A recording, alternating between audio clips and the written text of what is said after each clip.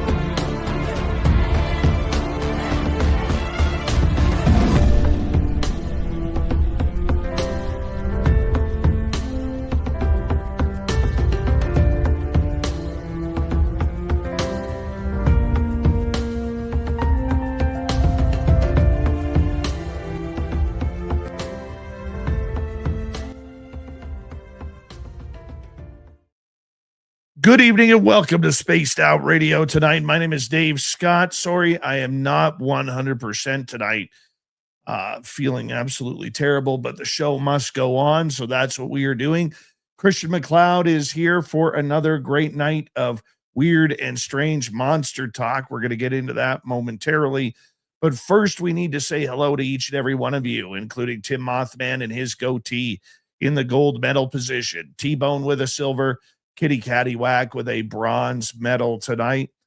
Necessary Dialogue, how you doing, my friend? Nice to see you. Race Fan, what's going on, my friend?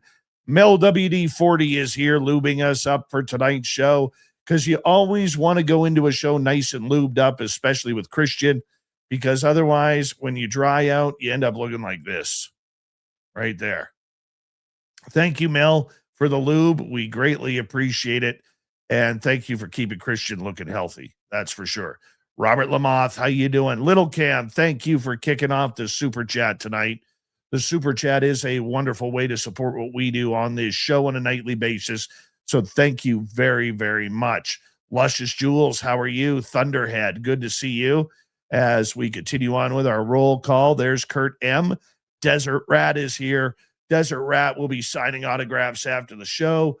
Line up to the left of the studio, if you don't mind, to the left of the studio. Missouri Man, how are you doing tonight? Thank you for coming on in. Mickey G, Road Flare, nice to see you both here.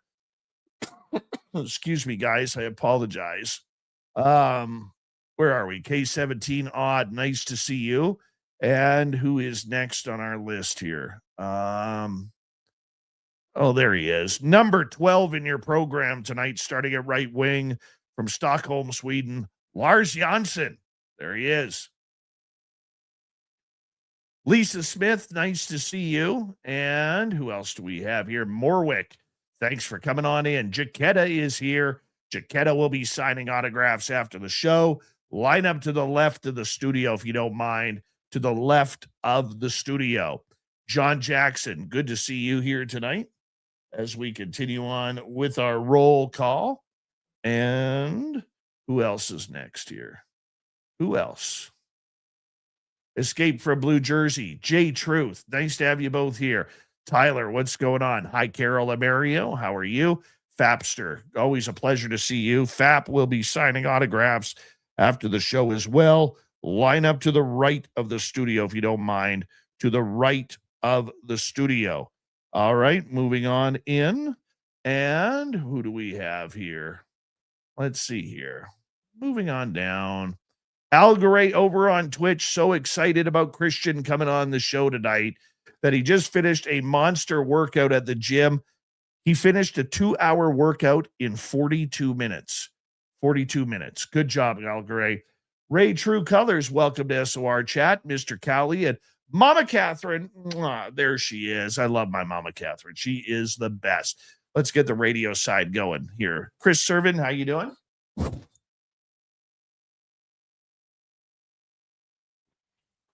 Hello and welcome to the radio and podcast side of Spaced Out Radio tonight. My name is Dave Scott.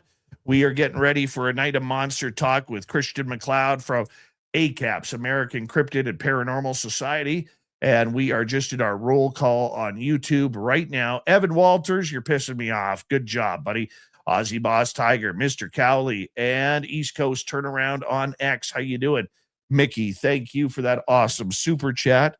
Greatly appreciate your love and support of SOR. So thank you very, very much. We are running out of time here. Wando, how you doing? Nice to see you. And Dr. Bob, nice to see you. Brent Van Owen, how you doing? Nice to have you here. T-Bone, thank you for that awesome super chat. I appreciate it. And for the rest of you, I'll say hello in the chat. Throw those horns up, everybody. Let's rock.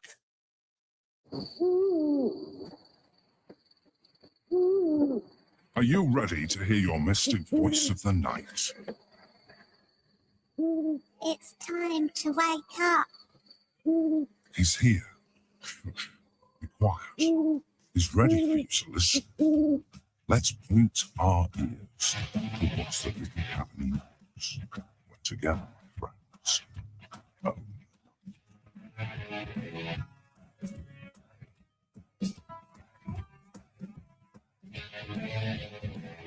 It's time for Spaced Out Radio with Dave Scott. From the mountains of central British Columbia to you listening around the world, this, my friends, is Spaced Out Radio. I'm your host, Dave Scott, sitting in the captain's chair of SOR headquarters. We welcome you to tonight's show on our terrestrial affiliates around North America, digitally on every major podcast network. Our website, spacedoutradio.com. We have a plethora of features for you.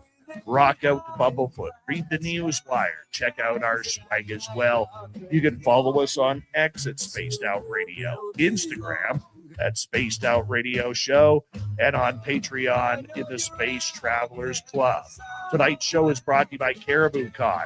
Come get your tickets at cariboucon.com for September 18th through 20th in British Columbia's only paranormal conference of 2026. We have an amazing show going on tonight. Christian MacLeod from A.C.A.P.S is going to be here to break down all sorts of monsters and cryptids that lurk among us. In hour number 3, Swamp Dweller will join us for another spooky story. Then Robin Haynes will join us for the Q&A. I know you love it when Robin is in here. So you know what? We're going to have a very fun, entertaining show for you. And if you like monsters, this is the one. Christian MacLeod is the Director and Lead Investigator of the American Cryptid and Paranormal Society, otherwise known as A.C.A.P.S, bringing more than a quarter century of experience researching cryptids, paranormal phenomena, and unexplained mysteries. His work spans a wide range of topics, including American history, Native American history, folklore, legends, the occult, UFOs, forbidden archaeology, secret societies, and the alleged government cover-ups. Christian is known for his thoughts and approach of investigating fringe subjects while seeking historical and cultural context behind the stories that continue to captivate researchers and the public alike. Let's bring him on in. Christian MacLeod, it is always good to have you on Spaced Out Radio, my friend. How are you? I'm great, man. It's always great to be here. And on paper, I sound pretty cool. I just, just thinking. Well, you kind of are in in a special kind of way. I mean, not everybody gets the opportunity to call themselves a monster hunter, my friend. No. I mean, I guess you could if you wanted to, but you have to do something. How you been, man? You look good. You know what? I was battling a sickness all day, and it started on Sunday, and it's continued right through. And my guts are churning, and you're just not feeling like you even want to eat or anything. And you know what else? I've been really dehydrated too. Like I've drank more water in the last few days than I have probably in the last few months. It's been ridiculous. Well, man, that's stuff for you. You know that. Well, I like my water frozen. I'm going to blame the Sasquatch for not showing up the other day. I would. That's what I'm going to do. It's just easier that way. What's it like being a monster hunter? When you talk to people about this, they say, "Oh, what do you do for a living?" I chase down monsters. What's that like? It's kind of cool. I mean, people look at you funny, and then when you hand them a card, like I hand them a business card, and on one side it says American Cryptid and Paranormal Society, and then the other side says Cryptid Guy. They just kind of look at you, and a lot of times what they'll do is just get on their phones and look at it. And then when you see you're like serious, you actually have a web presence, and you've done things, and they'll look at some of the history of stuff, and they'll look at some of the articles we've done and things of that nature. It's usually a good time, then the conversation usually starts after that. But people want, like, they want to be reassured that it's a real thing. Because a lot of people just look at you like you're crazy. So when you can start talking about specific areas or general high strangeness, they appreciate that. Everyone's curious about that kind of stuff. Everyone's curious about the paranormal. Everyone's curious about ghosts, UFOs, Bigfoot, stuff like that. Everyone wants to know what's really going on. And one of the first things that we get usually asked is, what do you think about UFOs or Bigfoot? That's usually what the first two things that come out. And then we'll tell them what we think. And then, they start talking. And of course, there's a story somewhere in the family. And then, it's just like that. But that's usually how it goes. And then, like, when we do we're doing the Bigfoot Fest in Marion, I think this is the 9th year I've done that. The greatest people in the world. Cryptid people are very cool people. But when you get the cryptid paranormal, that's even better, because everyone's kind of on the same page, always looking for answers. And it's a good time. It really is. But in real life, I'm a history teacher. You ever get those people who look at you, they kind of give you the laugh and their snicker when you introduce yourself, and then all of a sudden they go all quiet and they say, one time I had this happen. It's usually the police that do that. Usually, like, we got pulled over speeding, and the police were like, they wanted to know what we were doing, things of that. And I just, there we go, it's us. And the guy kind of starts laughing. And next thing I know, he's telling me about what his grandfather saw, when he was a police officer in the same area. And, we're having a conversation that ended up in a part of our investigation. But that usually, it's stuff like that happens. It's usually the people that laugh that usually give that big, they've got something they want to talk to you about. Those are usually the people that come looking for you later. And they'll like, look around. Okay, since no one else is here, this is what I heard. This is what I saw, blah, blah, blah, blah. What do you think about that? That's usually what happens. You ever feel that you give them a little bit of solace that, that they've actually had something happen and it's okay. It happens all the time. Well, yeah, because a lot of people don't realize this. I was talking to I had a tour with Haunted Asheville last week, and there was this young lady, and she was wanting to go into psych, and I've got a degree in clinical psych, and I was talking to her, and I said, if I had to do all over again, I wouldn't have done that. I would have done engineering or HVAC or something useful. And she started talking to me about what she wants to do, and then I told her point blank, I said, there's a lot of things that happen to people, like even in the paranormal world, where they see something and they're exposed to something, and they're told their whole lives that anyone that has these issues or see this stuff, they're crazy, or they're just going insane, or they're seeing things, or they're on drugs or something like that. So when they actually have an encounter or something, they don't know how to handle it mentally. And there's a lot of denial. There's a lot of, I think, mental frustration in the paranormal world that people ignore. And I always like bring that kind of thought process up, because people, when they see something, sometimes you just need to talk about it. And we do the best job we can, but there's a lot of times I'll suggest people go get therapy. And that's usually how it ends, especially if it's a real big, case or something really strange happened. And if one or more people in the family saw it, then I always tell them maybe you should get some therapy or something like that. It'll help you feel better, because, they think they're going crazy. Many people who do have these type of experience do feel that they are going crazy or having some sort of breakdown with it. I mean, how do you help somebody in that situation who, say, had an encounter with, let's say, shadow people in their house? What we usually do is we'll talk to them. We let them vent, and then we're not we're not professional psychiatrists, but what we'll suggest is like if I think they're having a real problem, I suggest two things, honestly, and this is my go-to. I suggest talking to a religious affiliate, like depending on what your persuasion is. And if that doesn't work, I tell people call a shrink. I say, you have somebody, a therapist, or something like that, or maybe you can talk to a friend about a therapist.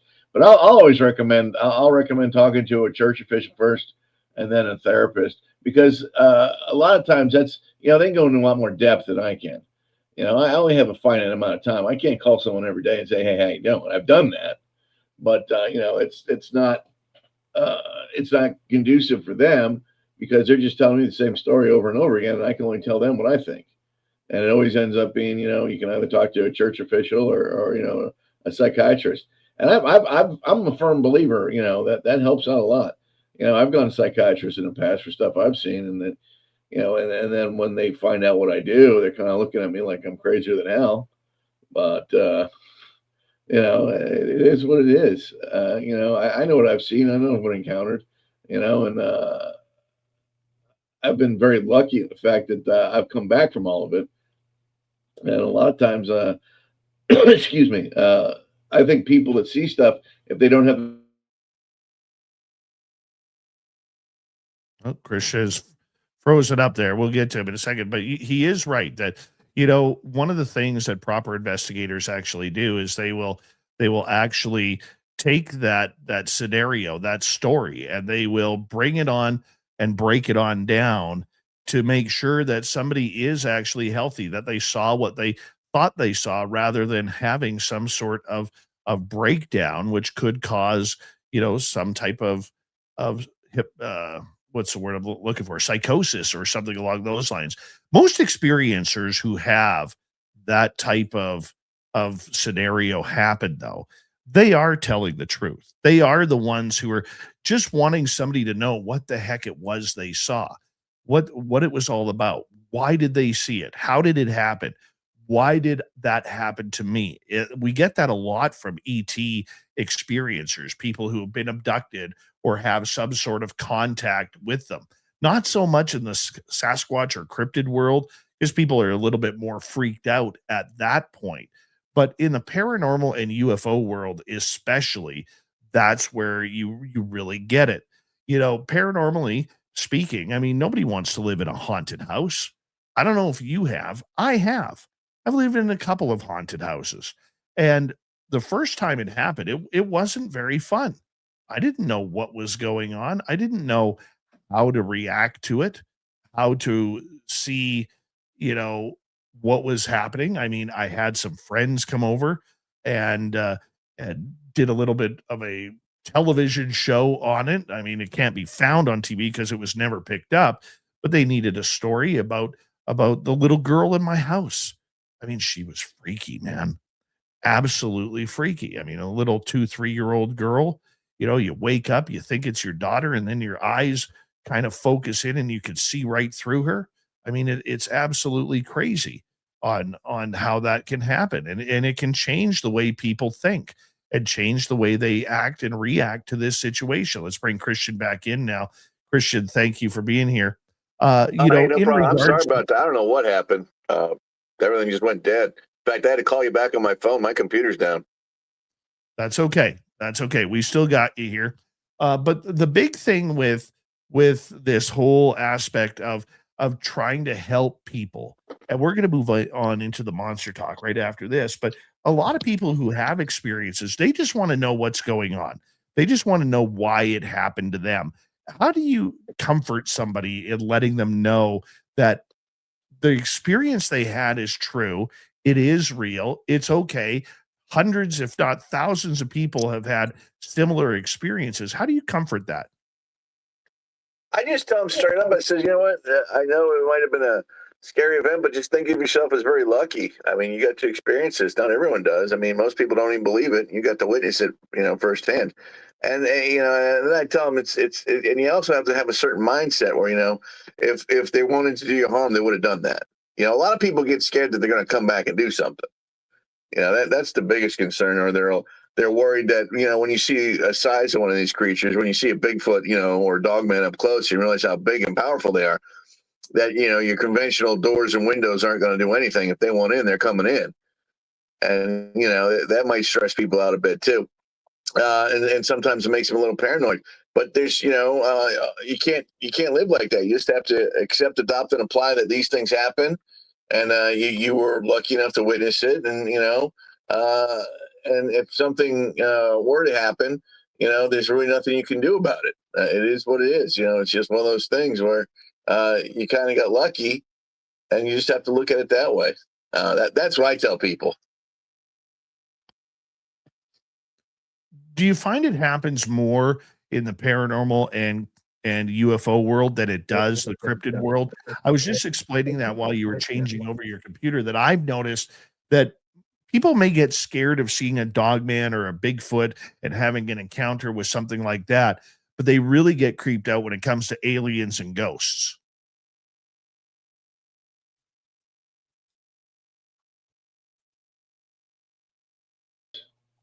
There you go. Get rid of that guy right there. Right. Yeah, usually, you know, what really freaks people out is when they see something supernatural. There tends to be a different kind of fear. Like there's when you see, like, say, a 12-foot North American primate, like, you know, 25 feet away walking into the woods, that's a shock, you know, and you can kind of deal with it because it's walking away, it's leaving. You don't have to really, you know, perceive anything else. But when you see like a ghost or interact with some kind of being, demonic or you know, angelic or something like that, then people really have a problem because now they have to start questioning their sanity. Because you can always say, you know what, the world's a big place, we haven't discovered everything. But when you see something that you know is supernatural, I think that's when they really start to have an issue. Like, I remember the first time I saw a ghost, I thought I was going crazy. And I was probably 5 or 6, just from the house I lived in when I was a little kid. And like I said, I thought I was losing it, and that was at 5 or 6.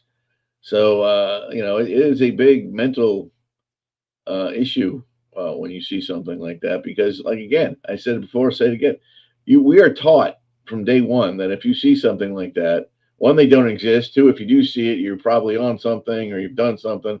And then there's different religions that think if you see something like that, that you've done something to be punished for. So, I mean, it can be a big issue. I've got a friend of mine right now who had a paranormal event with his girlfriend, and his girlfriend's of a specific religion where she was taught her entire life that if she saw anything like that, anything weird, anything abnormal, she was being punished because she wasn't being a good enough person. So, I mean, and she's not doing well, by the way. I'm just letting you know, it's not something that you deal with every day, but she's not doing well. And unfortunately, there's not a whole lot of psychiatrists that deal, you know, specifically with the paranormal realm. You know, there's still quite a stigma on that. So, you know, who wants to be who wants to walk through that little you know, briar patch? Well, it is definitely a story that could scare a lot of people, you know, because I mean there are preconceived notions about this. I mean, recently on there was a gentleman, let me just find it here. I want to play this for you. There was a gentleman on a podcast who's a Catholic priest, and you know, let me just play this for you so that way you can hear the audio what he's saying, because I would be very curious on your reaction to this. Let's go like this. Oh. And here we go. Of such things, and we have documented that. Sometimes people will see shadow men. Many people who are possessed will see indistinct dark shadows, possessed houses, globes of light, all sorts of things, and more direct manifestations, evil hands, we've seen that, and actually images of beast-like creatures. So at times, demons will be manifest in this world. I had an incident not too long ago where someone who had a particular gift, and we documented that gift, and she was shown a picture of a UFO. She said it's a demon. There's no question in my mind, personally. So I mean, right there, what we're hearing is, UFOs are demons, Right. aliens are demons. Anything that is not of what we consider the norm are demons. A lot of people will look at that, Christian, and they will say, that's a little bit of fear mongering going on. That's maybe not understanding another aspect of the gifts that and the secrets that Mother Earth and God Himself have left for us. Well, and I agree with you, but here's the thing, something like that, you know, and as that Catholic, I'm going to say this as a Catholic, a lot of things, a lot of people, a lot of organizations still want total control, and there are people to be submissive to matter what's going on. So if you're explaining something new and calling it a demonic entity or something like that, that's just a way of controlling people, isn't it? Instead of saying, okay, this is something we don't know. This goes down to something I've said before. God is God. God is infinite. If you read the Nicene Creed, God made all things visible and invisible. Seen and unseen, here and everywhere else. So for people to say things like that, they're kind of, in my opinion, this is my opinion, they're kind of diminishing the power of God by saying, "Oh, it's a demon. It's this, is that." How do you know that? It can be explained. God's infinite. He could have made. You don't think God has time to make other things, or He created? He's a creator. He created everything. He created the galaxy. He created the universe and everything in it. So when you say, "Oh, that's demonic" or something like that, first of all, you don't know.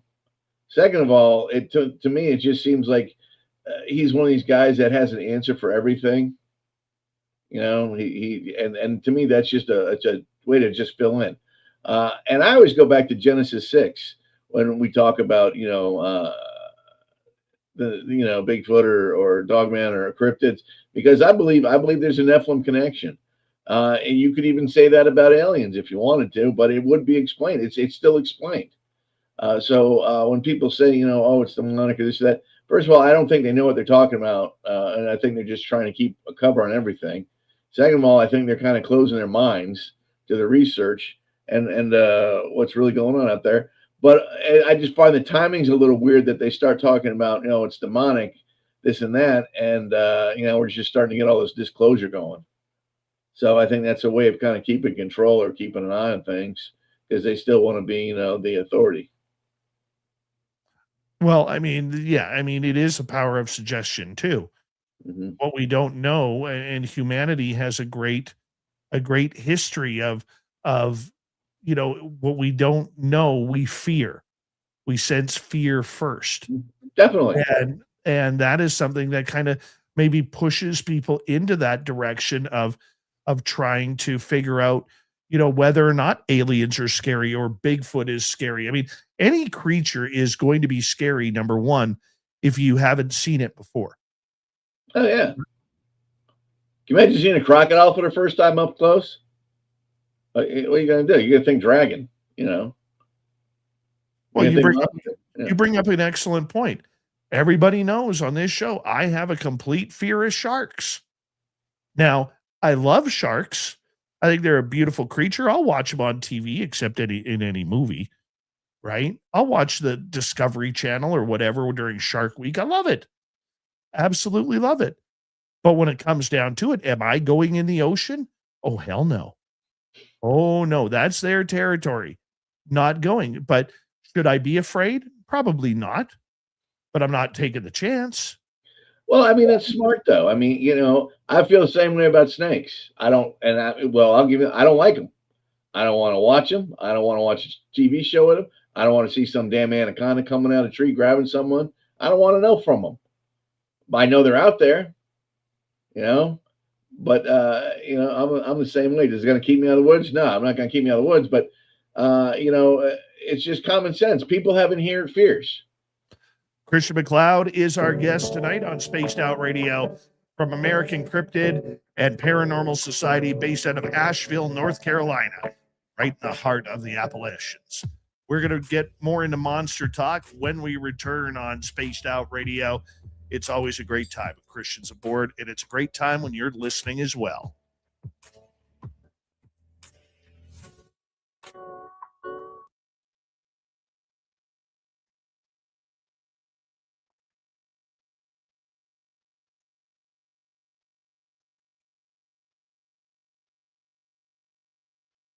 All right, buddy, we're clear. Cool. Quickly here. Hi, Claudette. How you doing? Nice to see you guys. And who else jumped in here? Let's see. Jerence Carter. Jerence Carter.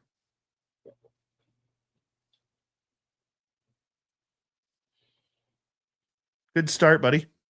Yeah. I like that. Paramarv talk about sharks with lasers. You'll love it. Absolutely. Frickin' laser beams. Frickin' lasers. That's who you need to get on the show is Mike Myers. That'd be hilarious. I wonder what his views on paranormal stuff are. I don't know. Don't forget to give a thumbs up to get Jules off your back. Helps with our algorithms too. You don't want Jules pissed at you, people. It's the last thing you want.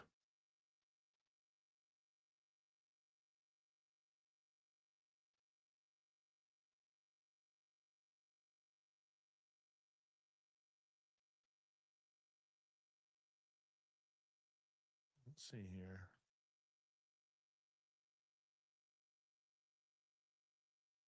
Oh, nice. Mama Moose and her twin babies were just in the yard. Nice.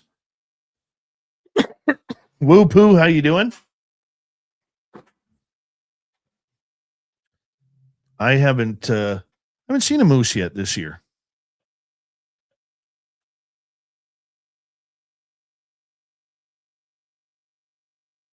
I'm gonna go for a drive here soon.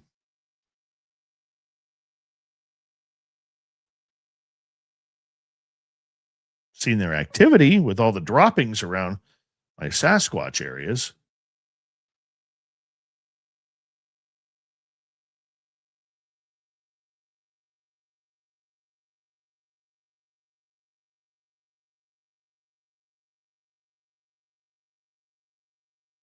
What hat did you get that fell apart, Jerence Carter? I'd send it back.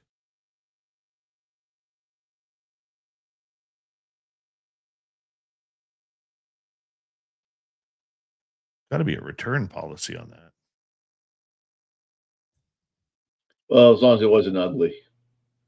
It's definitely not ugly. There you go. So it doesn't guarantee it's not going to break. There it is.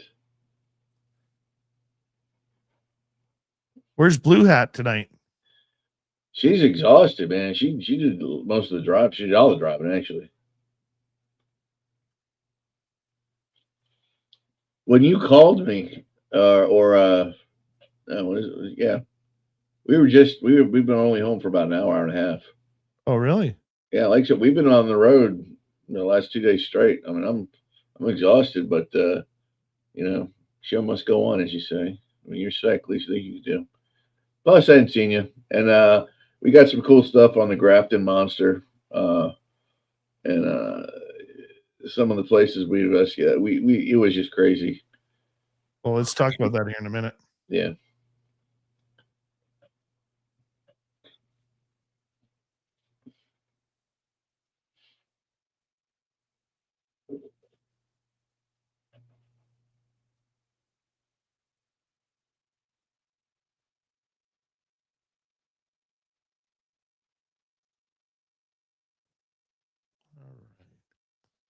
Thank you tonight to T-Bone, Mickey, and Lil Cam for the super chats. Greatly appreciate your love and support.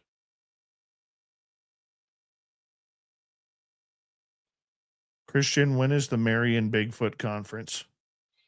It's on the website. I think it's in June or July. I'll have to check. I can get you the date. I just don't, off the top of my head, have it in front of me. If you go to cryptidguy.com, it's upcoming events. You'll see Caribou Con, and then you'll see there and other stuff I'm doing. Because the 6th, like in what, 2 days, 3 days, I'm doing a UFO talk in Tennessee with MUFON. And I'm talking about Betty and Barney Hill. That's also on the website too. That sounds fun. That's always a good time. 15 seconds.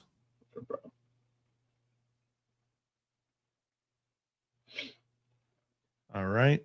Give us a thumbs up if you haven't so far. And here we go, everybody.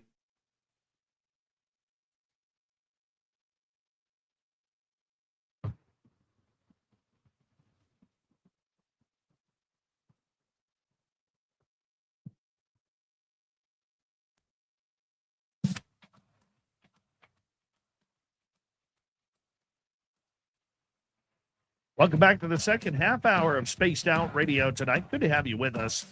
My name is Dave Scott. We really appreciate you tuning us on in wherever you are on this beautiful planet we call Earth.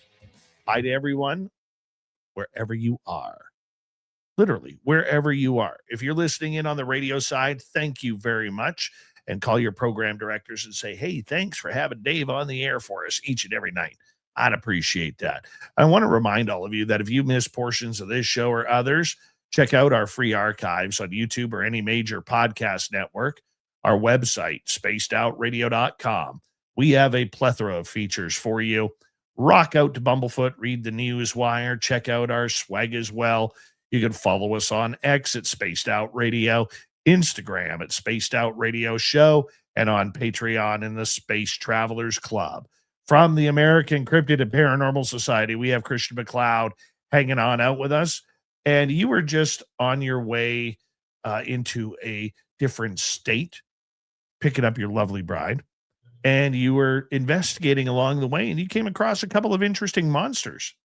Well, we went up to upstate Pennsylvania by Allegheny because we got some Bigfoot reports that sounded interesting. And Christina's from that area originally. So we just got in the car and drove up there. And I'll tell you, this was a tough one. We went up there and we talked to as many people as we could, and nobody was saying anything. Nobody. It was one of these things where when you brought it up, they looked at you like you were crazy. We actually had one guy tell us to get out of his coffee shop. It was not going well. So we stayed the night, and then we decided, well, let's go check out West Virginia, because West Virginia has always got something going on.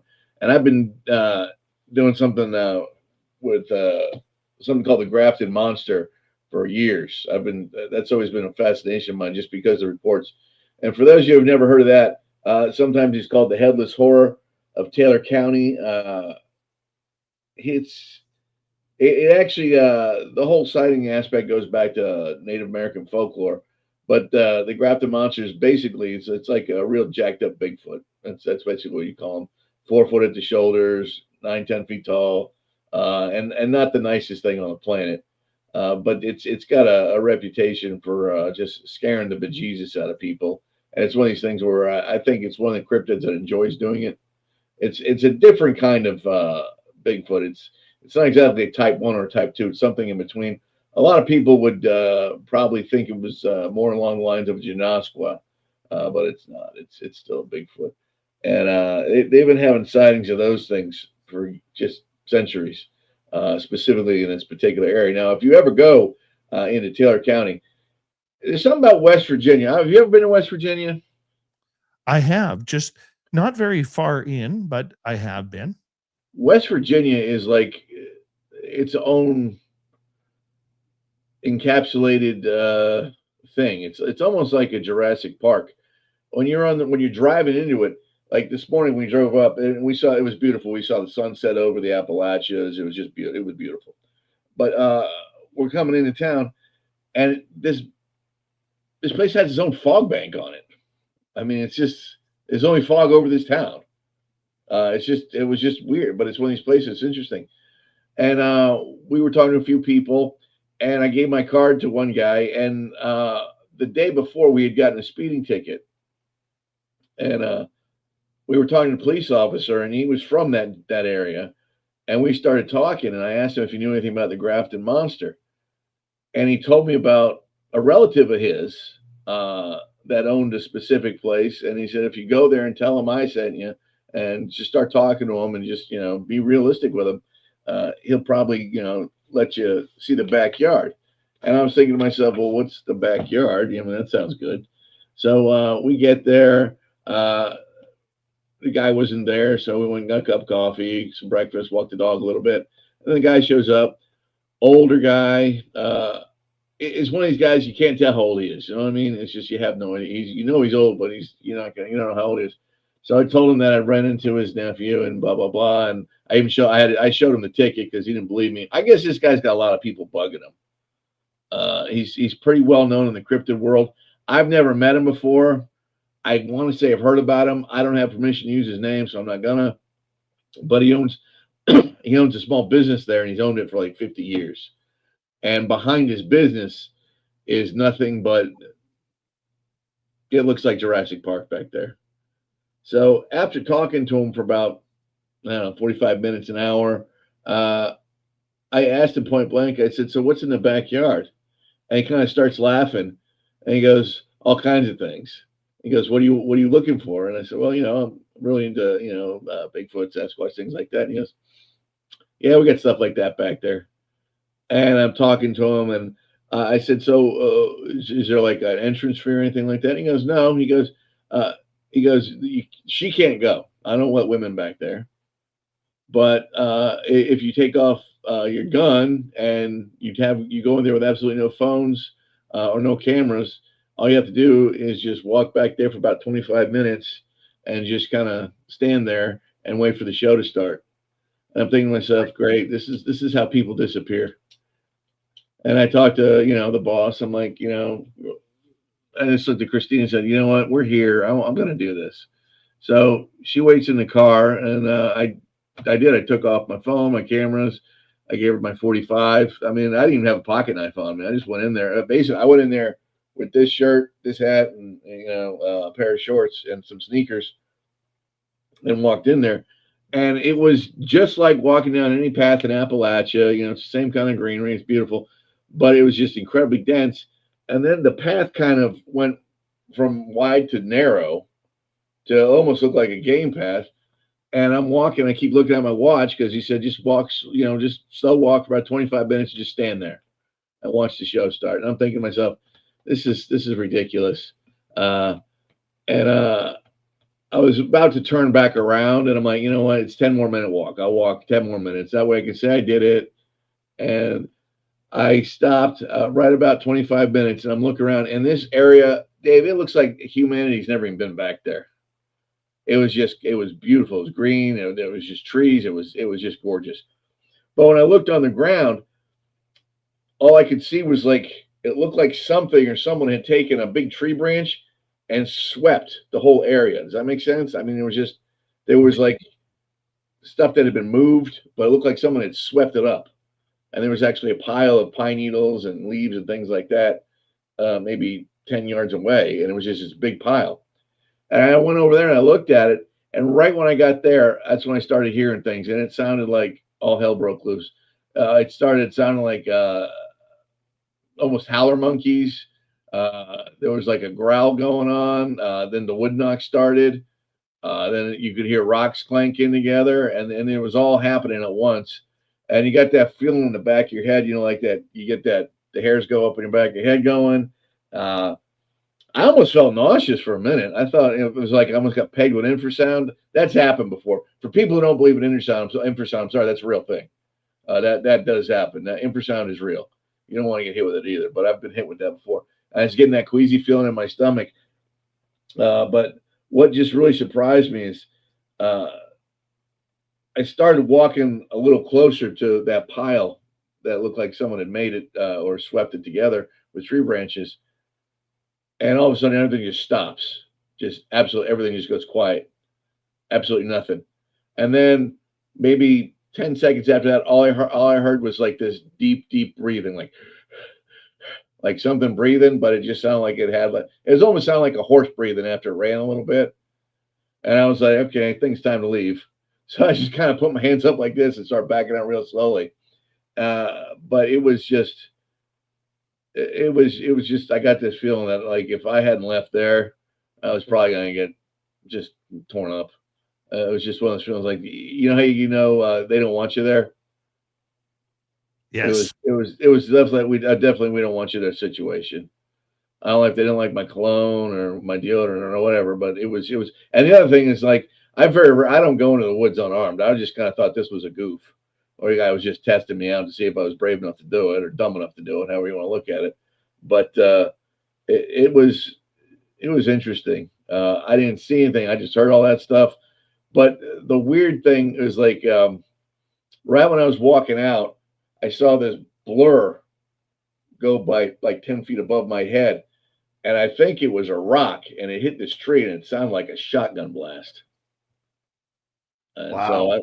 so, yeah, that wasn't. I was okay. I mean, and I'm thinking to myself, because it's one of those things where you want to run, but you're not gonna, because you know better. And then I keep telling myself, if I wanted that rock to hit you, it would have hit you. But this was a very interesting place, and I was very impressed with it. And I like the way the guy handles it because he doesn't let anyone go back there armed or with a camera. It's his property. And he's been dealing with this for 50, 60 years, Very, very interesting place, though. But West Virginia's always got something going on there.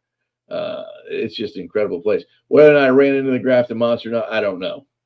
It could have been a bunch of hillbillies just messing with me. I don't know. But very, very interesting place. We had gone earlier up to Allegheny in that area, and it was a complete strikeout. Nothing. It was one of those days where, just nothing's working, nothing's happening. We couldn't even get people to talk to us. So it was a very scenic drive. Well, let's talk about this for a minute because, I mean, what did it feel like in there? Was it quite claustrophobic? Did you feel like you were alone? I mean, the scene that I have in my head, I have two scenes in my head. Number one, we have some areas like that around our Flight 21 area. Okay, number one. But number two, it reminds me of that scene in Jurassic Park where, at the Velociraptor compound where they have to go in because somebody got stuck in there. They're trying to find them, and I'm wondering if that's what it was like, if you felt like you were being hunted at all. I didn't feel like I was being hunted, but I got the feeling if I'd stayed there, my safety wasn't going to be guaranteed. It was one of those things where just by being where I was, that was enough, and it was time for me to go. It was one of these places. I didn't really look around. I was looking like in front of me, but I didn't look behind me. But I'm sure there was something back there, not far away. I did kind of feel like I was definitely being watched. But it was one of these things. I don't know from what direction, And I didn't want to. I'm not one of these guys who's just going to sit there and keep looking in a circle because it's been my experience. They don't tend to like that. So I was just kind of trying to be mindful, but it was definitely, there had to be at least two or three of them. If there was anything there had to be at least two or three. It was definitely one of those things where if I had started throwing something back or banging on a tree or acting like a tough guy, I probably would have humbled instantly. So that's why I always, when people say, "Oh, hey, that wouldn't happen to me. I would have taken a picture. I would have done this or that." I gave the guy my word I was going to bring a camera or a gun back there. So if I come back with a picture, well, what kind of guy am I? What's my word worth then? You gotta have something. What did he have to say about when you came back out? He just smiled. That was it. He goes, "You have fun?" I said, "Yes, sir." And I said, he goes, "You leaving?" I said, "Yes, sir." And he just smiled and he sat back down and he was tuning his radio in. Wow. He had like this big, remember the old days of Thirstbuster mugs? The old blue ones, like, you used to get the Circle K's or something, the big ones. I guess he was drinking coffee or tea out of that, but he had this big Thirstbuster and he had it every time I saw him, he had a cigarette. So it was just one of those good old boys. Just a nice guy. But, this is the kind of guy who could probably write a series of books, on the stuff he's encountered 50 years in that area. Because he knew exactly, it's just one of these guys, he's just been there his whole life. He's just a good old boy, and he's a good old boy with a lot of knowledge. He's just, it's just something I'd like to go back and visit again, but I think I'm going to give it some time. Man, I would love to go to a place like that. It is scary. When you have those areas, and look, you and I, we kind of do this for a living. Mhm. We chase down these type of locations. And it's funny. I'll go into a paranormal location or a haunted location, will not have any issues whatsoever. But if you were in a cryptid location or a known UFO hotspot where things happen, um, it's an entirely different ball game, Christian. It really is. Different way of thinking, different way of looking at things. It's just different because you're the beta to them being the alpha. Oh, there's nothing you can do. I mean, like I said, if they wanted to hurt me, we wouldn't even have this talk right now. What are they going to do? He went back in the woods alone to see some Bigfoot. That's not a good excuse. Police aren't going to come investigate that, and it's just one of those things. That's why you just got to have a little faith. You got to have faith in what you're doing, and faith in your abilities, but never overestimate your abilities. That's the other thing. If it's a real bad situation and you feel bad, if your gut's telling you don't go, don't go. It was not up to me whether or not Christine could come with me. The guy told her he doesn't let women back. That there's obviously a reason for it. I'm not going to sit there and argue with the guy. It's his property. He's being nice enough to let me go back there and check it out. So it's just one of those things. But you're right. I think it's a lot of area dependent. I think it's the way things shake out, and I also think a lot of it's mental attitude. Because you and I have a different way of looking at things than most people. Most people are going to look at a situation like that and go, "How stupid are you?" And they wouldn't even think twice about just they wouldn't even want to go. And why would you want to do that? You and I, we want to go because it's something we just need to do. Something weird. Maybe we're messed up. I don't know. Did you happen to see what was causing the noises? I saw a shadow, maybe a shadow. I'm not even sure it was a shadow or not, but I saw a shadow like maybe 30 yards in front of me, just between trees. But again, it could have been a shadow. It could have been a tree branch moving in the wind. It's just one of those things. I don't know. But the stuff I heard, I mean, it was like howler monkeys going off at first. And then my ears are still ringing from the tree knocks, actually. They were so loud. How many tree knocks did you get? Must have been 7 or 8. It was just like boom, boom, boom, boom. But it was like someone was playing Hank Aaron, just boom. I mean, hitting those things. And I think one of them broke a log on one, or whatever they're hitting it with. They broke something because you heard this crack, and then there was like a pause, and then they started again. But it was loud. Very, very. It looks like a place. It was very, very peaceful at the same time, though. If that makes sense. Even with all this going on, it's just the area itself. It seemed very peaceful. It's just a lot of energy happening all at one time. But again, if they wanted to harm me, it would have been over. And Christian MacLeod is our guest tonight on Spaced Out Radio. We got about another 5.5 minutes.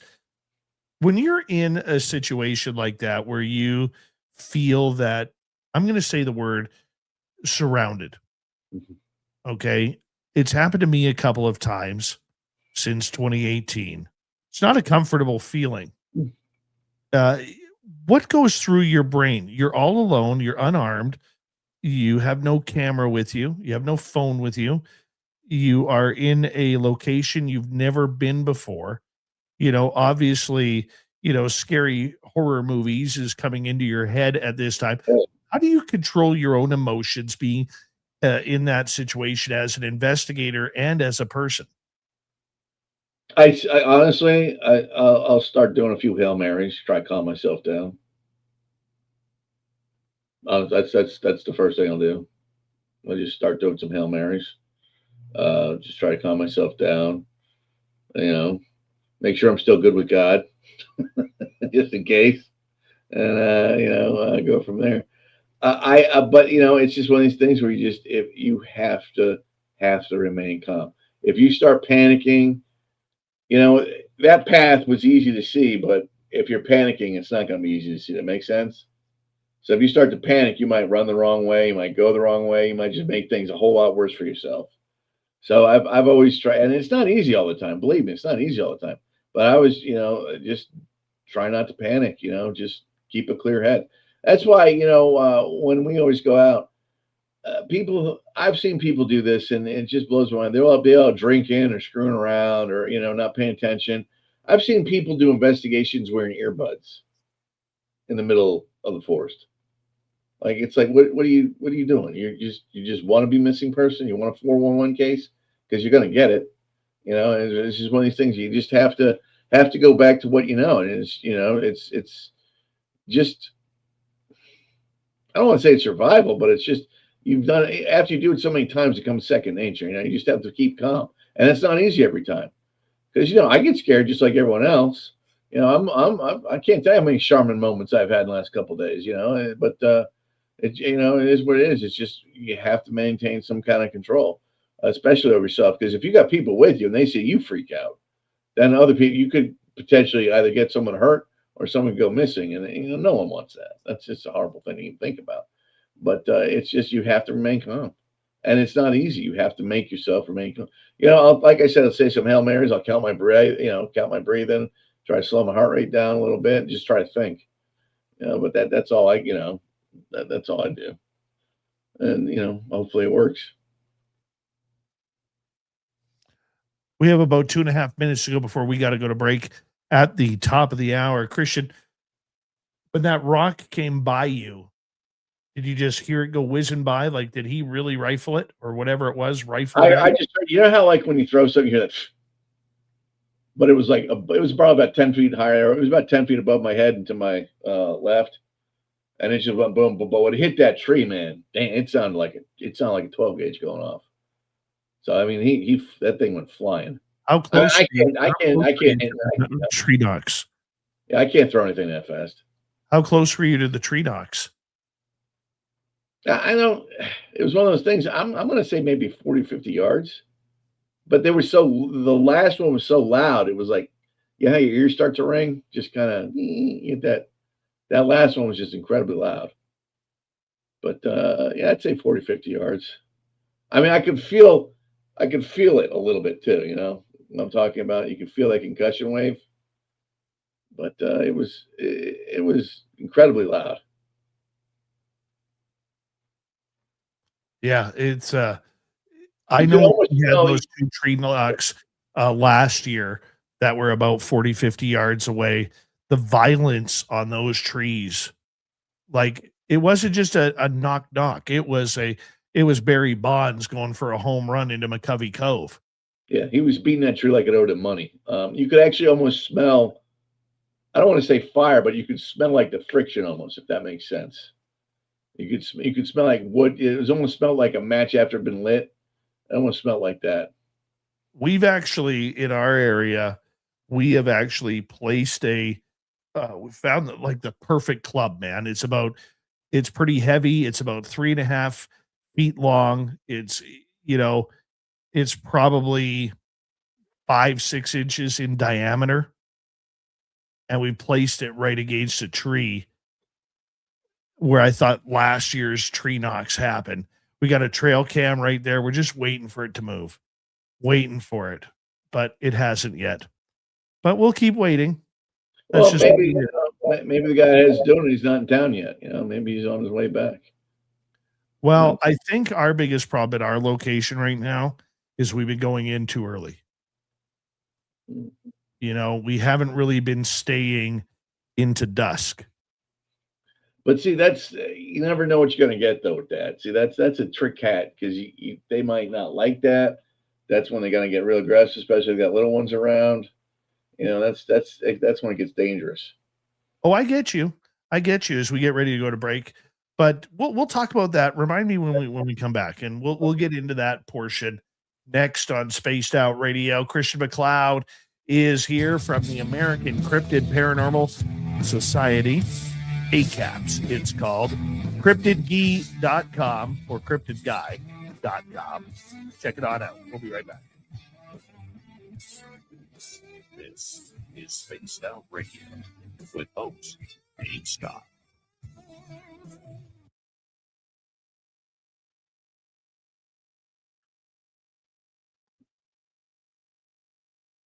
All right, Guy, we're going to take a quick break here.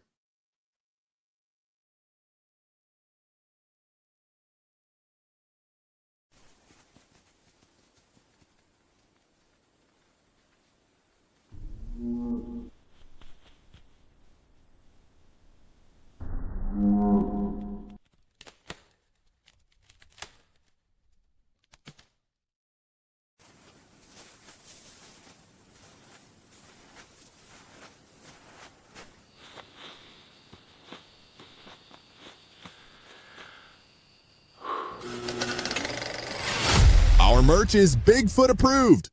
We have t-shirts, we have mugs, we have hoodies, we have socks, we have hats, we have stickers, and so much more. Whatever you're looking for, we have you covered. Why just be a fan of the paranormal when you can buy Spaced Out Radio merch and look the part? Our merch ain't ugly, folks. Check out the Spaced Out Radio store. Find the link in the description below.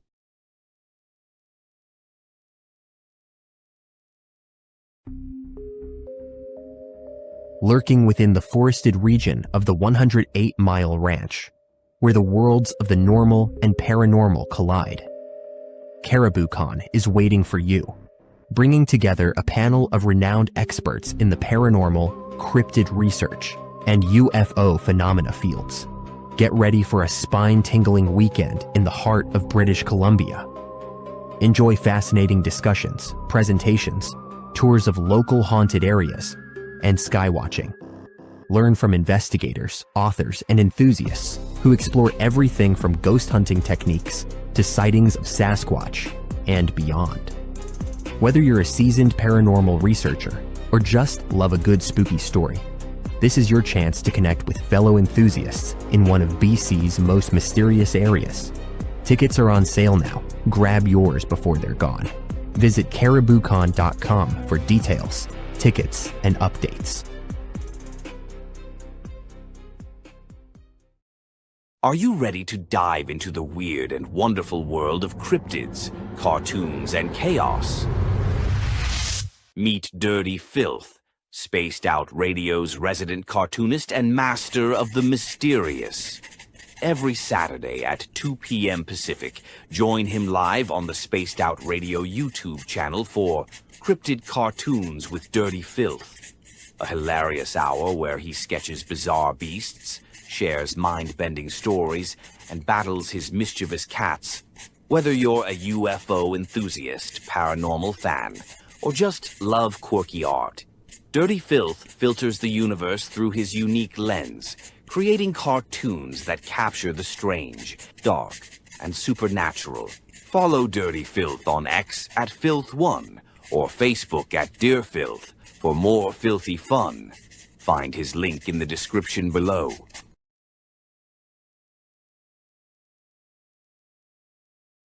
Spaced Out Radio wants to hear from you. We love our community, and your voice truly matters. Drop a comment after every show and let us know what you thought. Agree with our guests? Tell us why. Disagree?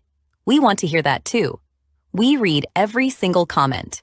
Jump into the live chat during the broadcast and be part of the conversation in real time. Got a killer topic idea? Your suggestions help shape the show. And if you want to take it even further, join our Patreon for bonus content and direct feedback opportunities with Dave and the team. This is your show as much as it is ours. Whether you're a longtime listener or brand new, we want your thoughts, your questions, and your ideas. And let's keep building this incredible community together. Spaced Out Radio, where the conversation never ends. What are you waiting for?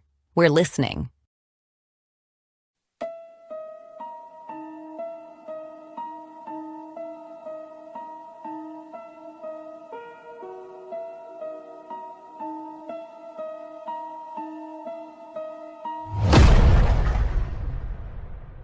With 5 explorable Gold Rush-era buildings said to be home to spirits of a time forgotten, the 108-mile heritage site in the heart of BC's Caribou region offers a unique opportunity for thrill seekers and history buffs. For an evening of historical fun, step into our guided ghost tours, where spine-chilling stories of gold rush legends and unexplained encounters come alive. For those craving even more, inquire with us about conducting a hands-on paranormal investigation of your own. And if you're truly brave, book our haunted sleepovers. Spend the night at our B&B inside the McNeil House to truly experience this historical landmark and its ghostly secrets firsthand. For booking or inquiries, go to haunted108.com.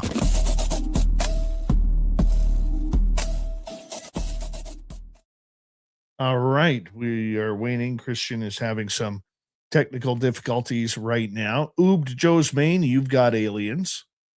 Trucker Andrew, how you doing? Anybody else I miss here?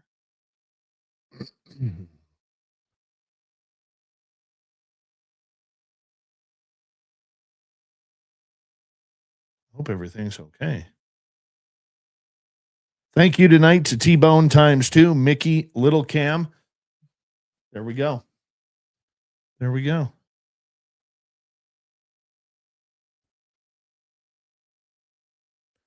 Here we go, everybody.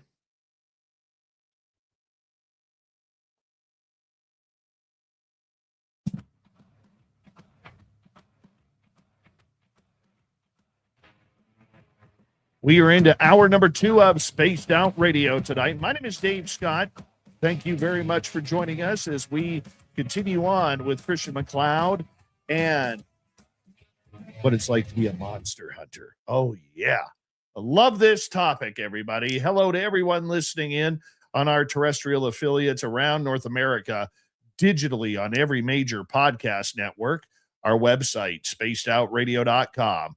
We have a plethora of features for you. Rock out to Bumblefoot, read the news wire, check out our swag as well. You can follow us on X at Spaced Out Radio, Instagram at Spaced Out Radio Show, and on Patreon in the Space Travelers Club. The Desert Clam has set the password for tonight in the SOR Space Travelers Club. Wangam. Wangam is your password.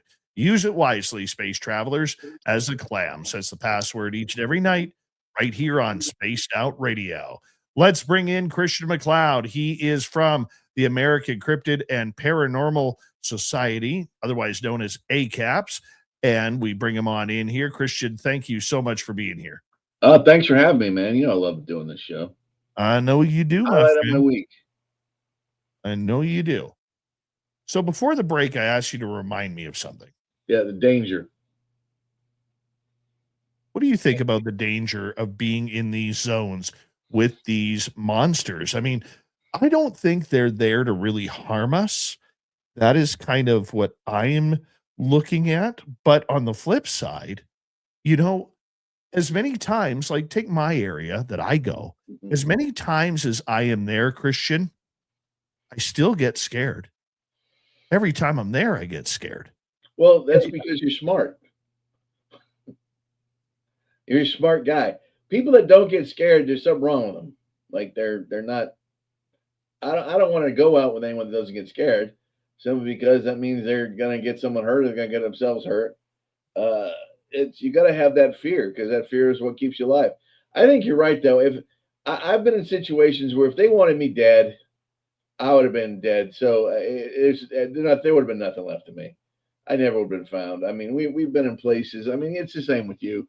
You go in these places so far into the forest, and it's not just the forest. I like when you're really in the sticks. I call it the ancient forest, because that you're out there, and you're definitely not the alpha predator. You're a beta at best.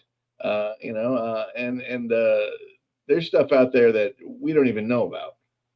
So if it wanted to hurt you, it could hurt you. I think a lot of times they're just getting patient, or if they don't want you around, they're going to let you know. And if you're not smart enough to pick up on that, then they're really going to let you know. And that's when you get people that go missing and things of that nature. I think that's just my personal opinion. But I think you and I are in the same ballpark when it comes to that, because you have to have that fear. You have to, because that's that little thing in your head that keeps you alive. How do you control it though? Like if you're, say, in a Dogman area, and you were just recently, Okay. you know, how do you control it? It's honestly, it's one of these things where you just, I hate saying let muscle memory take over, but you just have to be, you have to know that if you run, you're going to increase the chances of yourselves getting hurt. I'm a firm believer that if you activate that predator instinct in any cryptid, and I think they all have it, that's when it's usually game over. Or one, if there's two, one will come back. If that makes sense. I think, I think if they know you're not particularly as scared as you seem, then they might be wondering why. What's this guy got that I don't know? What kind of weapons he got? Yeah, they know what we're carrying. They know we have guns. They know what knives are. They're very intelligent. Earlier today, I didn't have anything. And whatever was out there obviously knew that, because they knew they were going to, call the shots, and they were just, deciding how long I was going to stay back there or whether or not I was coming back. So it's just one of these things where I think if you have no intention to harm them, I think they come up and then they feel that. I think they know that. But if you were to show up like, dressed as an Army Ranger with a couple of M60s and, some grenades and things of that nature, I think they're going to take at you and look at you like a different kind of enemy or a different kind of issue. So I think, and again, I think their intelligence is a lot higher than what we give them credit for, or most people give them credit for. I mean, these are not stupid animals. I don't even think they're animals. I think they're their own thing. That's just me. But I don't think we give them enough credit. What is your scariest encounter with a Sasquatch? When Tiny and I walked up onto a blind, this is probably 8 years ago. We were in the Hot Springs area in the National Forest, in the Hot Springs area off the Appalachian Trail. And we had found this woven blind, and it was like some of the tree branches were 2.5 inches thick, and they were just woven. No one's got the strength no human has the strength to do that. But we just walked up to it like a couple of dummies and started touching it. And as I looked, I saw the shadow of something probably 9 foot tall behind it. And that's when we got grunted at. And that when you feel that, hit your lungs and hit your chest, that was terrifying. That was an example of just not being smart, just running up and seeing something, thinking it's cool and wanting to take pictures and not paying attention. So we got real lucky on that one. That was the one, because that thing could have put its arm through there, grabbed me. I'm done. Millisecond, it's over with. They were finding bits of my shirt and stool. My goodness. My goodness. A lot of people will say, why put yourself in that situation? It's the same thing I said last time. No one else let me put them in that situation. It's the only way you're going to find things out. I'm not going to put someone in a situation where they get hurt if I can do it and, remain relatively unaffected. It's like I said, Dave, you and I have been doing this a long time. You and I both know that sometimes you got to do it because you're the only one that's around. It's not an ego thing, by the way, either. It's just, it's like, it's a numbers game. You don't want someone that's a rookie who's never been in this kind of situation before putting themselves in a position like that, because chances are it's not going to come out well. So, we've been in positions like this before. You know how to keep yourself calm, you know how to keep a cool head, and that's when you usually do much better. So I just think it's an experience thing. I think eventually, when I'm dead and gone, someone's going to do what I do. If all of it hasn't come out. And even then, if it all has come out by then they're still going to need researchers to find out how these guys, live, breathe, and go about their daily basis, daily lives. So you're always going to need some kind of researcher. But to be a good researcher, there's nothing worse than an armchair quarterback. You got to be boots on the ground. How many people, and here's an example. When you bring or you offer people the ability to do this with you, hey, come with me, I'll take you, blah, blah, blah. And it's always like, oh, I'll go anytime. And then when you're making the arrangements, how many times is it, oh man, my aunt's sick. Oh, I can't do that. I got to do that. So it's the other thing, you got to have people that are just as dedicated as you to pass the torch down. So I mean that's the only way anyone's going to learn. But I'm a firm believer you gotta learn by doing it, and then you can teach by doing it, or just you got to jump in, boots on the ground. It's the only way it's going to work. Because I think these things know if you're comfortable in the woods. I think they know. And they can watch in, see how you walk in, see what you're paying, see what just they can tell. How close do you think they get? I'm sure I've been less than 2 feet from them. I mean, I think they get as close as they want. I knew a guy. He was in Marion, and he was down by a gorge, and he was walking, and he said he felt his hat get pulled off his head like that. And something was in a tree and just grabbed his hat and pulled it off of him. And he just kept walking. So I think they can be as close as they want to be. So, I mean, I just think they have that ability. How do they do that, though, without us seeing them? I don't buy the cloak. I just think they're naturally camouflaged, man. We did this experiment with Tiny, and for those of you who don't know, Tiny's one of the guys who researched with. Tiny's almost 7 foot, 400 pounds, big boy, and we put him in a ghillie suit, and we put him 4 foot off the path. Now we had 130 people walk down this path. Tiny was 4 foot into the bushes. Not one person saw him. Not one person saw him, and that's in a ghillie suit. So imagine if you were actually, genetically designed to be camouflaged in the woods. You're never going to be seen. And the other thing is, I'm not sure some of their hair is not hollow like polar bears and doesn't reflect light. I don't know. We don't know. That would explain a lot of the cloaking stuff that people think happens. If they're just designed to be camouflaged.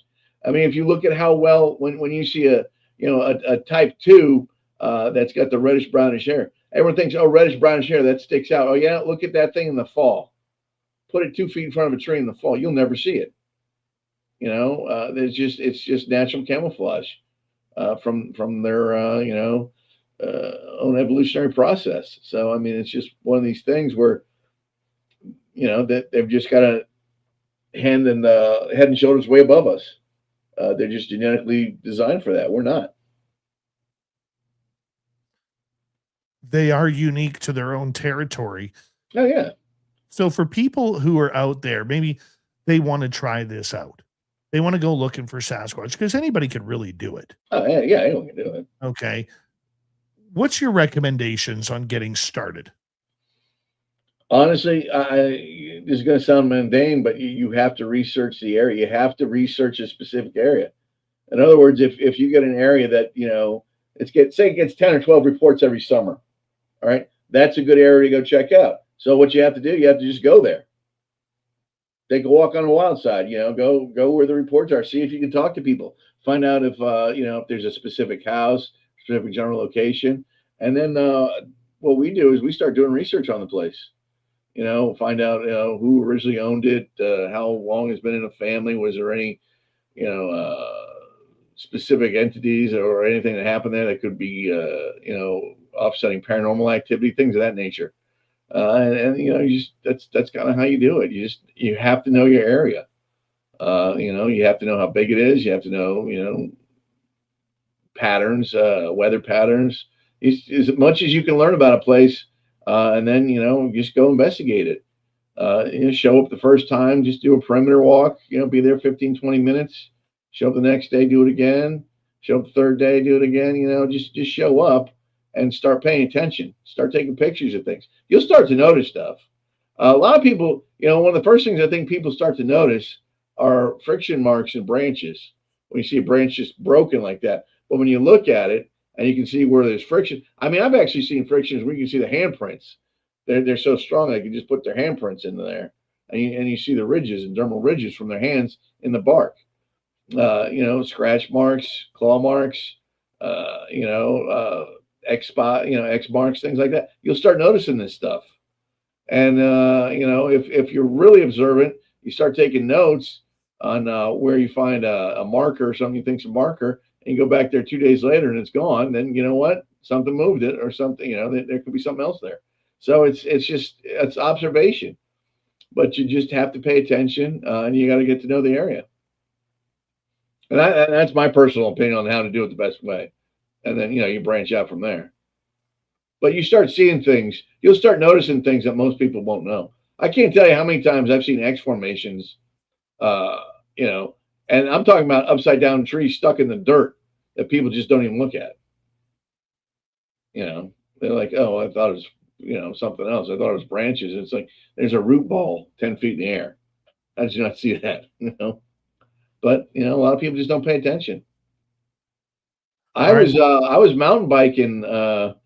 I love the mountain bike, and I was mountain biking about 2 years ago, and it's a very popular area where I was, not too far from where I am. It was in DuPont Forest, and I'm just going along one of the most popular trails, and all of a sudden I just look up and I stop, and there's about a 9-foot pine tree that had been ripped out of the ground, and the root ball. It looks like somebody just ripped out of the ground, turned it upside down, and stuck the root ball or put the tip in the ground, and there's the root ball in the air. And that had just happened recently. You can see because the dirt was so fresh. What else is going to do that, Dave? Seems very, very few. I mean, what else has the strength to do that? I Definitely. mean, and it's obviously a territory marker. But I mean, here's something that's going on right in the middle of a bike trail. So they're all over the place. That's the other thing people don't realize. They think they're isolated just to the deep woods. I think we're easy food sources. I think dumpsters, national parks, things like that, they're just easy food sources. I think they're opportunistic. That's what they're going in there for. Same reason why bears do it. Very few. Yeah. Very few. I mean, what? I think a raccoon is the only other creature that has opposable thumbs. Yeah, I mean, but even like when bears come, I've been in campsites where bears have come in, and you know what? Everyone does the same thing. They have food around, they get in their car, and they wait for the bear to take the food, then they get out of their car. That's usually what happens. When you go to these campsites and things like that. So it would be the same thing. Just for I think you're going to have a Bigfoot wait till night. He's going to go in a clock of darkness or just take what he wants. But I think it's one of these things where they're opportunistic, but they're not you're not the only thing out there. I mean, the woods are still that's their domain, but I think they come in a lot closer than what we think these days. I was like I said, some of the reports I was getting in Pennsylvania, they're in neighborhoods. I mean, they're just tromping around, going to neighborhoods, stealing trash cans. What do you think, though? Like, because I've been in this situation, and I know how I react.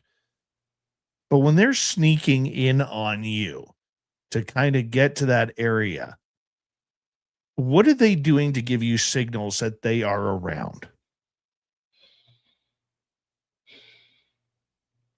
If they don't want you to know they're around, you're not going to know it. That's one. That's the end of all be all. That's the baseline of it.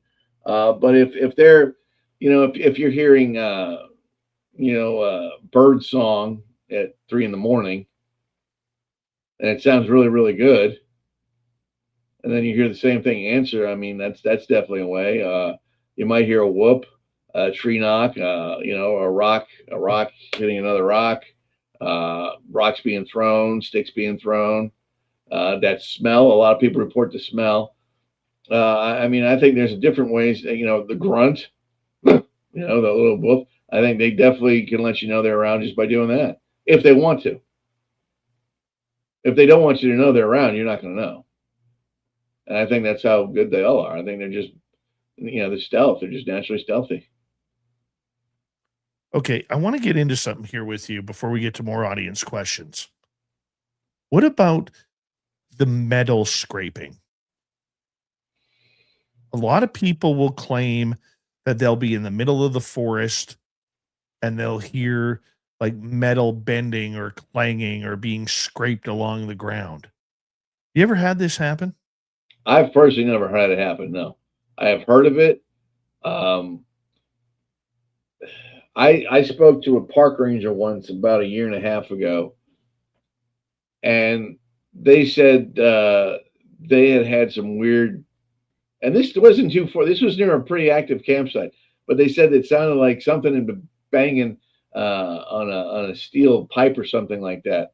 And when they went looking in the woods, they found a piece of a railroad track that was leaned up on a tree, and it looked like something had just been breaking wood on it, like hitting it. So maybe they just do that for noise or sound, something like that. I don't know.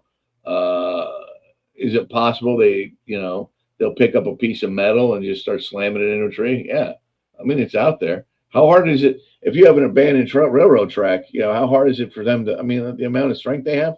How hard is it for them to rip out a railroad tie or a track? It wouldn't be hard. So maybe they just play with stuff. I mean, I don't know. I'm just guessing.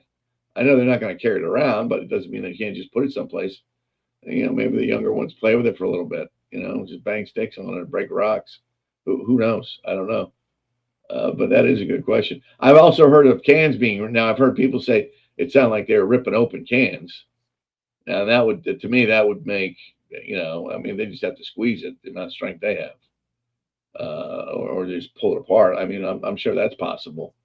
Or maybe they found some Coke cans and they're trying to figure out how to open it, and they start banging them. I mean, Well, when we were in deep in our area, we heard like something had stepped over there's one part of the airplane crash that the tin on it is very bent, and you have to step over it in order to get to the path where we need to go to our gifting site. And I hit it all the time. I do. And yet when we were out in the back, we heard that. Now it could be anything. Okay, trying to step over. Could be a cat, could be a bear, could be anything. But Mike, my videographer, went there with his sister the day after we were there, and he said way off in the forest, he started hearing like the metal scraping going on. We've heard it there before. I've had friends who have experienced that, not at that area, but in different areas where they hear like metal being dragged across rocks. Makes a very distinctive sound. Oh yeah. And the question is it actually metal that's happening, or is it something more supernatural sounding? I mean, and here's the benefit of being someone that does both the paranormal and the supernatural. It could be both. It could be, it could be an energy pocket of when the plane crashed. It could be basically a replay of that. And if there's enough energy built up, it just kind of, it replays that sound. Or it could be, an animal. It could be a bear playing with a piece of metal, just bumping it back and forth. They play with stuff. Or it could be a Bigfoot, just messing with it. They've seen you make noises with it. Maybe they want to replicate the noise. They saw how it does, so they're just sitting there, doing the same thing. It's just mindless entertainment. And then, of course, there is a paranormal element where it could be just a replay of that energy, that particular moment when the crash happened, that noise. So it's I hate saying like, broken right, but it's very possible to be both. I'm wondering that I really thought that would have been something that you experienced, and I was actually looking forward to your answer. I've never had the metal. I've heard stuff that sounds like something bouncing off metal, like a rock pinging off metal in the woods. Yeah. And I've never, I don't know what that is. But I've heard metal clanging together. But that also could have been a rock hitting, something else too. But I've never heard that scrape noise, I've never had that. Well, ask Robin Haynes that when she's here next. I was about to say, Robin's the one that'll know what that is. Yeah. Christian MacLeod, the cryptid guy, is here tonight on Spaced Out Radio. He's a handsome devil, that is for sure, as we take audience questions next on this show.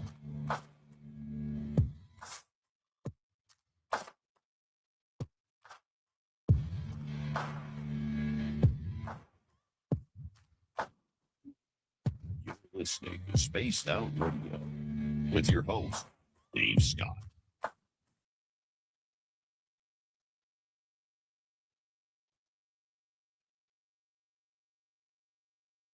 All right, we're clear. Good times, man. Yeah, man. Good times.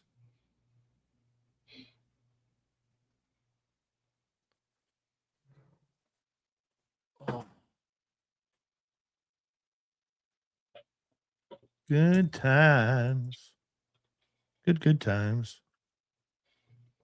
So, Have fun. Robin doing all right? I haven't talked to her in a while.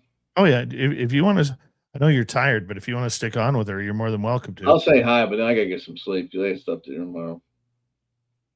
What do you need to do tomorrow? That's a good question. I have to go to the courthouse. Oh man.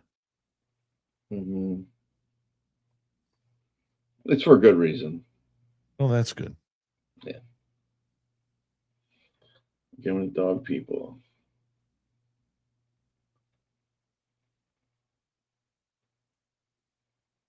I love some of the explanations people come up with. Like, I'm looking at the comment section. I know the radio people can't see this, but I've heard a few other YouTube channels say that in particular cases, sounds of heavy metal doors opening in the middle of the woods could mean it's feeding time for dogmen. Maybe. Never know. Never know. And that's the other thing. You never know what people are building out there, what's been built out there. Our area is pretty desolate. Huh? Our area is pretty desolate. Yeah. Well, there's so many rumors about mountains in Appalachia that have been hollowed out since the 60s, since the Cold War. And, they were using them for survival bunkers, things like that. I have no idea if that's true or not. I haven't seen any, but it doesn't mean they're there. You know what I mean?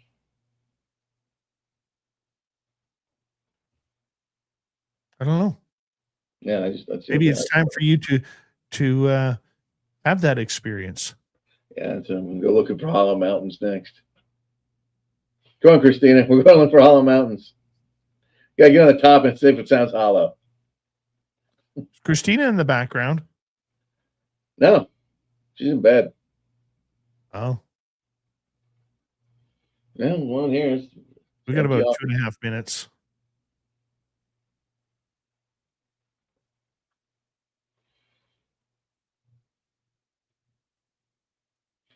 Could be a dragon chewing on our linked fence.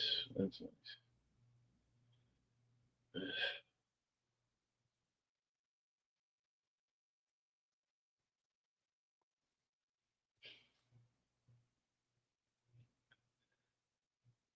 Got any plans for this week? Got anything you going back? When are you going back? I'm not. I might go back to Flight 21 on Sunday. It's weird. All of my team has things going on this weekend because we have no ghost tour, no nothing. So everyone's busy but me. But I'm technically busy. I gotta start building the Secrets of the Forest YouTube channel, and I'm trying to build our Haunted 108 YouTube channel for what's going on. So I got a lot of work ahead in what we're doing. So we'll see how it goes. I understand. It's a lot. People don't realize how much work goes into this stuff.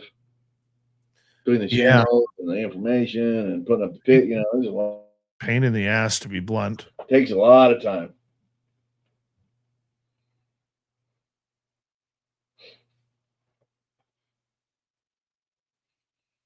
All right.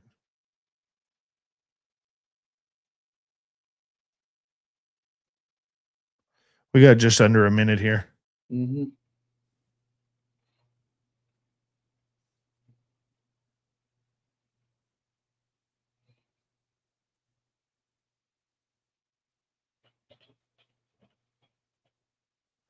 Thank you tonight to T-Bone ×2, Moon at Noon, Mickey, and Little Cam for the super chats. We greatly appreciate your love and support of Spaced Out Radio. If you haven't yet already and you're listening in, give us a thumbs up. It helps with the algorithms. And don't forget after the show to lead a or leave a comment as well. So we would greatly appreciate it. We are going to come up to audience questions in the next half hour, so we'll try and fit them all in. If you have any questions, please put them in capital letters if you're in the chat room.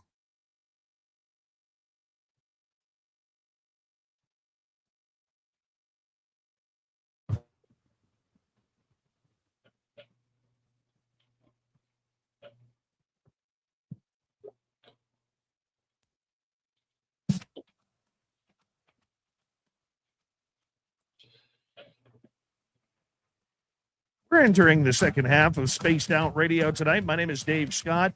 Thank you very much as we prepare for Chris MacLeod from the American Cryptid and Paranormal Society. We're going to get some audience questions right now, my friend, and thank you for being here. Anytime. Moon at Noon is asking, do you think the elongated skulls might be Sasquatch? Are we talking about from Peru or the Nazca Cave or Nazca? Any of them. Any of them? I think some of them might be alien. I'm sure some of them may be Sasquatch, but Sasquatch has more of a conical shape, natural dome. A lot of these elongated skulls might have been bound. We're not sure how they got there, but I think when you get the real big ones, I think it's aliens. My personal belief on something like that. But I'm sure it's very possible. Very possible. I often wonder about that too. A lot of people do believe they are of alien descent, but I don't know if they leave some skull here.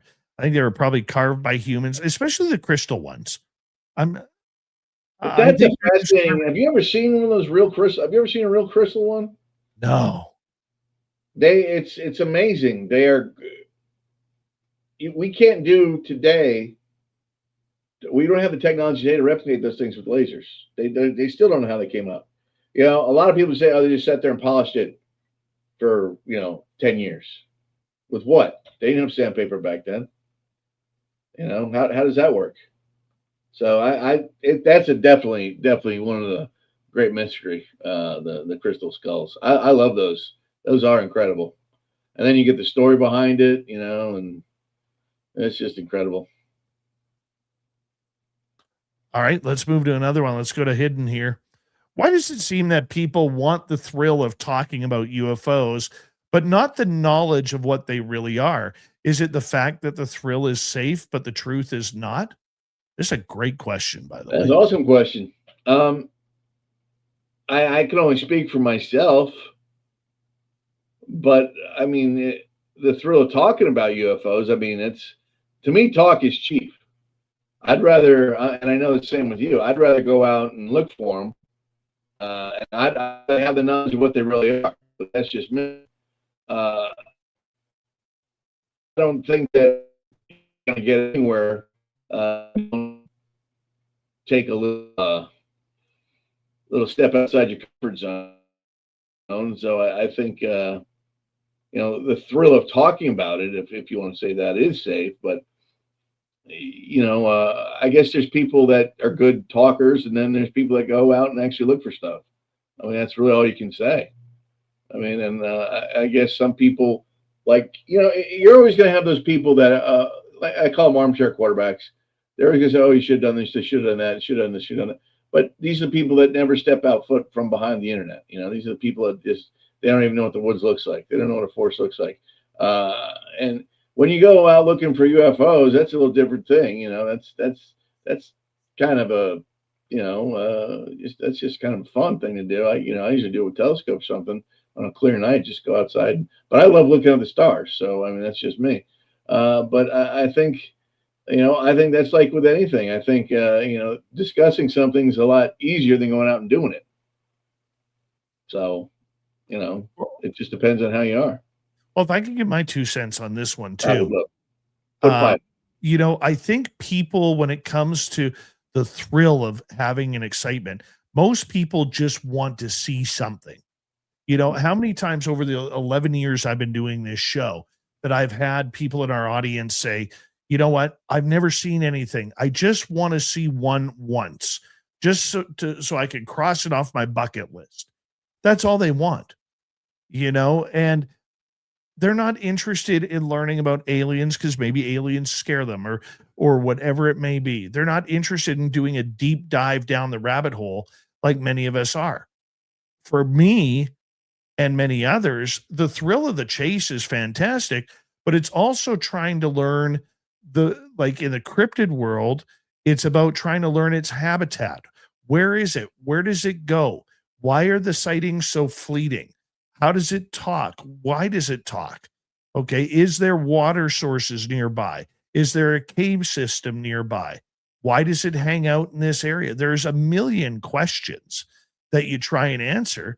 And you know that you're going to be lucky if out of those million questions, if you get the answers to 2 or 3.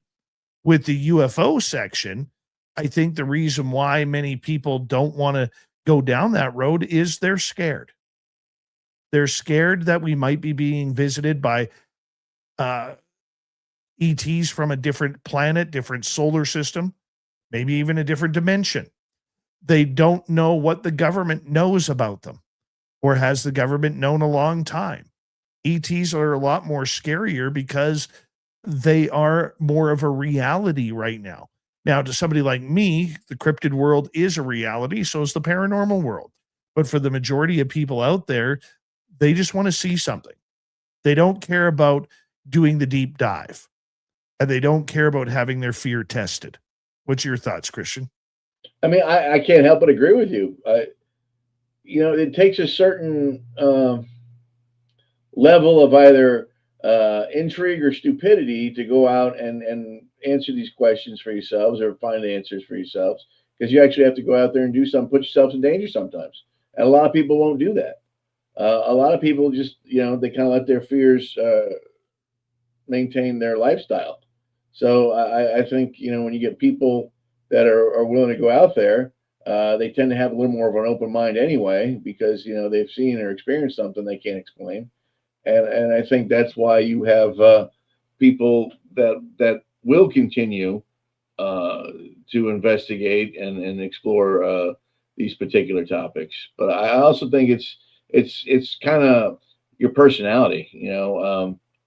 I just can't imagine being so scared not to go in the woods, or not wanting the truth about UFOs because I was scared. To me, that's just kind of a waste of life, living like that.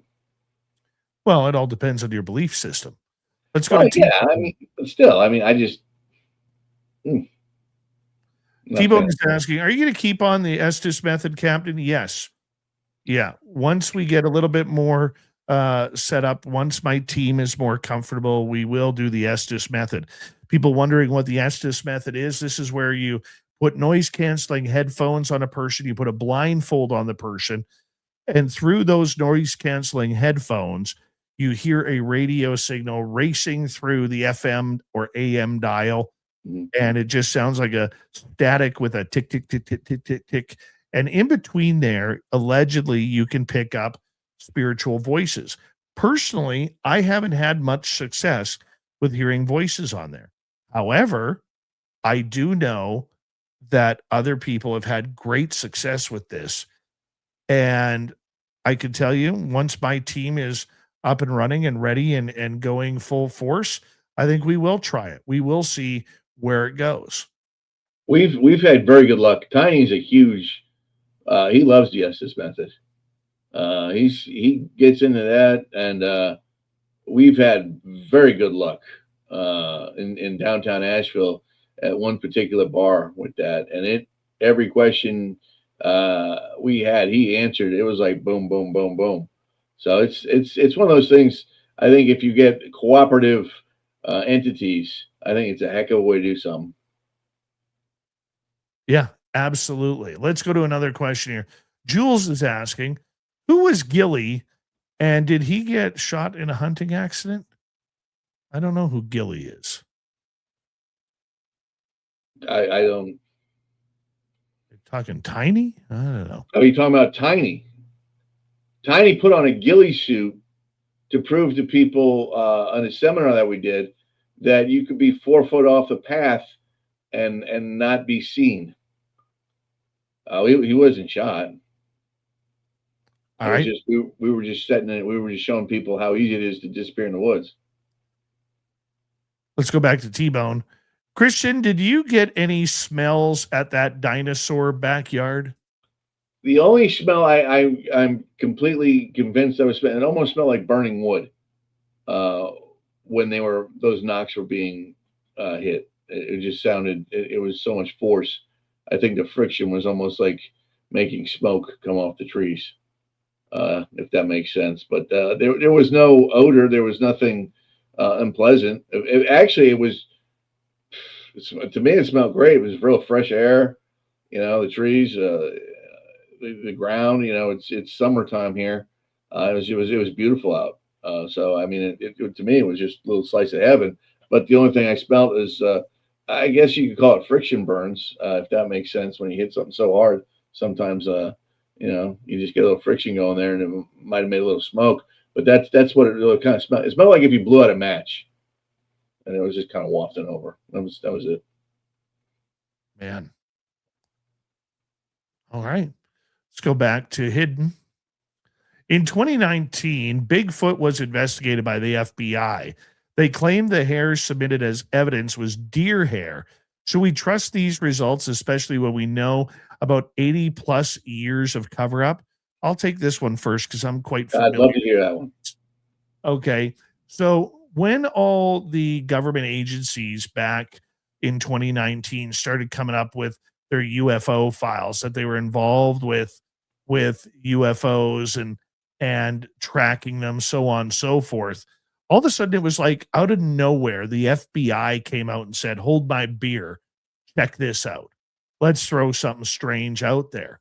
And the case was from a case in Oregon where a gentleman claimed that he had in the 1970s, I think around my birth year of 1973, had collected some hair samples after an encounter with Sasquatch. And apparently it was quite a ruckus encounter. So he sent them off to the FBI.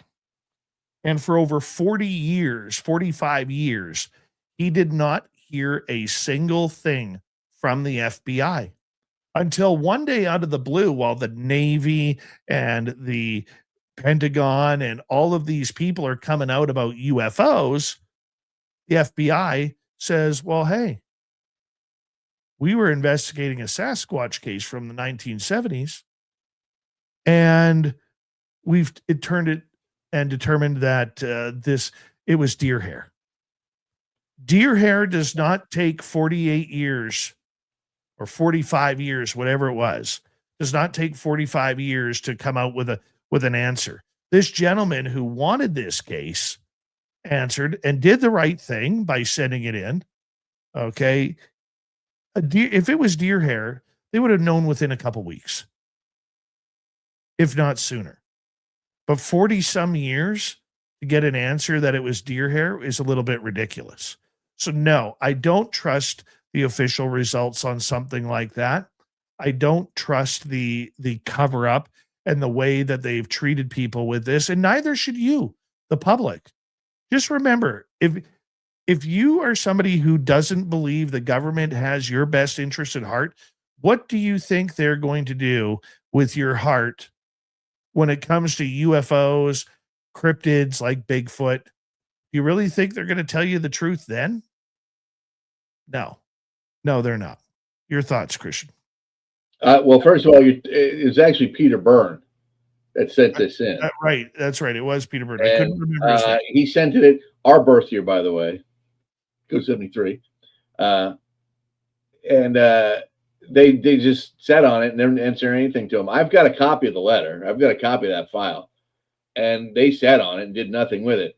If it was deer hair, first of all, it never would have been sent in. Peter Byrne, for those you don't know, was a big game hunter for most of his life.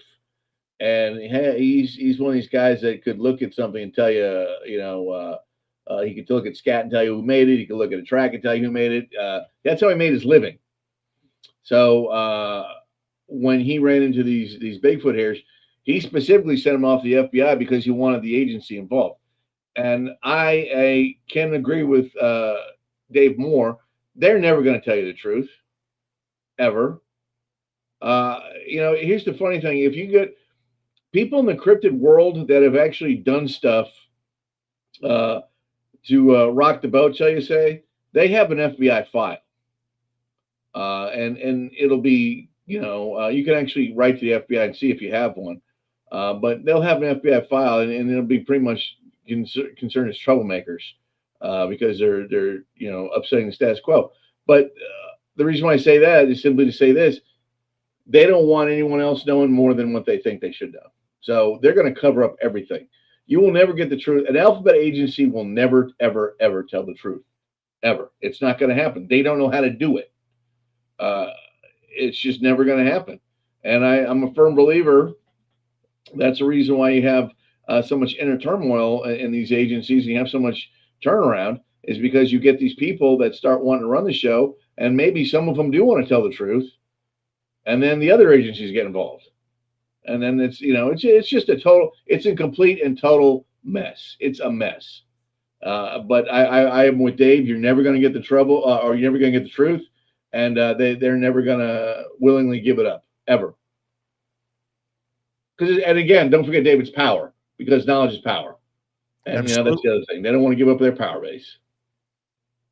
Absolutely, and I look at a lot of these cases. Whether it's the Mount St. Helens case, where they allegedly were bringing Sasquatch out on a helicopter. There's other cases where, there was I believe this one was considered a hoax, but I'm not 100% sure. But during a forest fire out in Reno, there was that alleged Sasquatch encounter where they thought it was somebody coming out of the woods on fire, and it ended up being a Sasquatch that they put in the back of a cube van and took it away. I don't know if that one is fully true or not. I've heard it's been hoaxed. I heard it's just an urban legend. But if it is real, that's kind of interesting. I think they do know about Sasquatch. I think they know where they're located because they're literally everywhere in North America, but they just don't want to come out with it. Your thoughts? You're 100% right. And again, it goes down to power control. If you have the power, you can control the masses. If you don't have the power, you can't control anyone. And knowledge is the best power there is. So why they feel this is the need to do in this day and age, honestly, David, baffles me. And I'll tell you straight up, I'm a firm believer in disclosure. You need to let people know what's going on. And if there are really people disappearing, like just take, for example, Mr. Pilates 411 novel books. Let's just say 1/10 of those people that disappear are from cryptids. All right. That's still a lot of people. And the fact that they didn't know they were in this kind of particular area just because the government wants to keep that a secret, that's terrible. You shouldn't do that. All life is precious, man. I don't care. No one's life is more important than someone else's life. All life is precious. And if you're not telling people stuff that can help save lives, then that's shame on you. That's not what the government's supposed to do. The government's there to protect everyone. All right. That's everyone. That's not just, the higher ups and the people running the show. That's every one of the citizens. And that's what they're supposed to do. And when you don't give, the full truth or full disclosure, you take a chance on people getting hurt. And that's what's always ticked me up. Because if it was up to me, honestly, as much as I love the USA, don't get me wrong, but I would revamp. The first thing I would do is I would revamp every alphabet agency. I'd take they'd be gone, and we'd start over from scratch. Because I just don't like the way they handle things. I don't like the way they treat people. That's just me. I'm not talking about the government. I'm just talking about the FBI, CIA, NSA. All those things need to just be completely revamped, and one agency can handle all that stuff, as far as I'm concerned. But that's just me. Do you think, or let me ask you this, as we only got about 5 minutes to go with Christian MacLeod from the American Cryptid and Paranormal Society. Is there a case of a person going missing via a cryptid that stands out to you? Dennis Martin case. You can't tell me that wasn't that he was grabbed by a Sasquatch. They literally had a witness that was watching this thing happen from the next mountain range with binoculars. He said this 8-foot hairy thing put it over his shoulder and just started running with the kid. I am totally convinced Dennis Martin was abducted. I'm convinced some of the cases Robin's worked on, 100%, 100%, either grabbed by either a dogman or Sasquatch. And I think sometimes it's just because they're an easy meal. But I mean, there's no doubt in my mind. And it makes me laugh that a lot of people don't realize this, but it wasn't legal to carry firearms in a national park until about 10 years ago. And why did that happen? That's when Paulides started writing his books. Just coincidence, maybe? I don't know. Tell us briefly, give us a 1-minute synopsis on the Dennis Martin case. Dennis Martin is this little kid. He's out in the Smoky Mountains. He's 45 minutes from where I am right now. He's out playing hide and seek with his family and some other kids. He's in a bush hiding from his parents. Everyone knows he's there. Literally 2 minutes after everything's done, the game's over, they go looking for him and they can't find him. He's just gone. The old man, literally, this guy went and ran 2 miles down the road to get the Rangers. And at that point in time, they had the biggest group of people looking for any one person in the Smoky Mountain Range history, and that includes the military. Now, why? And I'm talking about our military. I'm talking about the airborne. These guys are badasses. These are the people that keep the world safe at night, and you don't want to know how they're doing it. But all of a sudden, they're looking for a lost kid in the woods. You're talking about airborne squadron. None of that ever made sense to me. But what happens is it's followed up by the FBI. The FBI gets involved. The guy that was in the FBI that was doing the case ends up committing suicide. And he writes a note saying that I just can't tell the truth. And it's, this isn't right. This is what we shouldn't be doing. And he commits suicide. The parents are completely left on the lurch. Later on, we find out there was a witness that went to the FBI and said, hey, listen, I saw something, pick that kid up and run with it. And it's completely ignored. So it's just one of these things where, and this is just broad strokes. There's a lot more to this case. But if you get Paulides' book, I will say this, Paulides went into a lot of detail with this one. He met the parents and they struck up a friendship. And this one, from what I understand, really meant a lot to David Paulides because he put a lot of time in on this one. But it's a sad story, but it's just because you've got failure down the line, and that's what makes it real sad. And to this day, they've never found anything on the kid, and it's very, very sad, very sad. And the father is now passed away too. I'm sorry, what was that? I think his father, Dennis's father. Yeah, he might have. But and think about that. He never knew what happened to his kid. Never knew. I mean, you're a father. Can you imagine one of your kids, just something happens and they don't tell you anything, and then the guy that's in charge of your case commits suicide because he's not allowed to tell the truth, and he writes that in his suicide note. Yeah, I don't even want to think about that. I mean, I'm not trying to. I'm just saying, as a father, you're just. I can't imagine. I mean, I don't have any kids, but I know you do, and I can't imagine if something happened to my niece or nephew. I can't imagine. If something happened to Krista, I'd freaking lose it. I mean, I'd be in an asylum. So I mean, but I mean, think about it. That poor family had to go through all that. And a lot of families out there still do. Yeah, but that's my point. It's not right to do that. You can't. I don't care what the government thinks they're going to lose fiscally. I don't care what you're supposed to take care of your population, and that's what they need to do. Christian MacLeod from American Cryptid and Paranormal Society. He will be back next month with us. And coming up in the next hour, we got Robin Haynes coming in. The Q&A will be good once again. Stay tuned. Hour 3 coming up.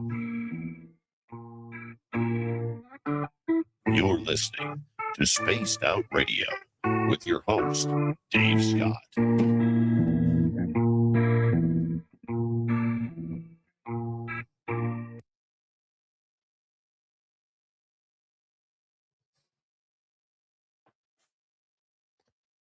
All right, buddy. Thank you. Oh, thank you, man. I'll let you get to sleep. All right, brother. God bless, man. I'll talk to you later. All right, buddy. Anything you need, let me know, man. God bless. Will do. Take care. Thank you.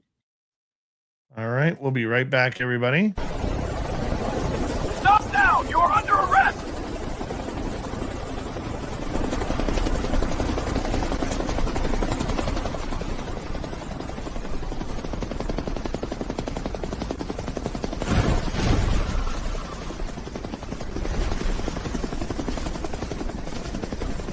Hands up! Don't move!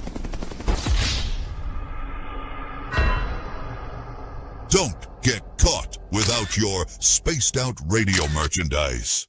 We have t-shirts, mugs, hoodies, socks, hats, stickers, and so much more. Whatever you're looking for, we have you covered. Why just be a fan of the paranormal when you can look the part?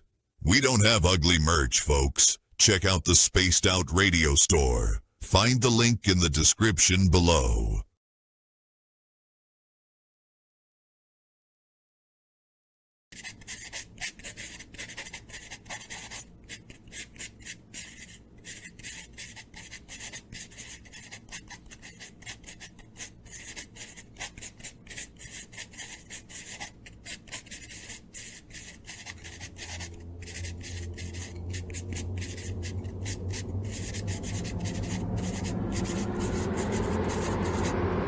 Dirty filth.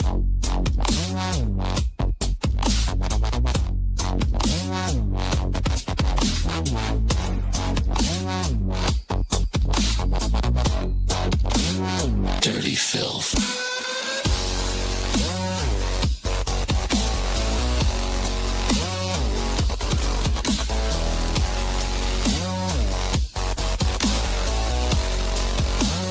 Dirty filth.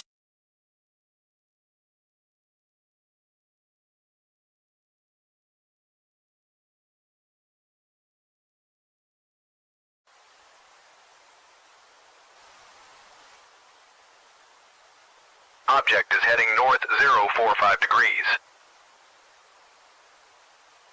It's definitely not a plane.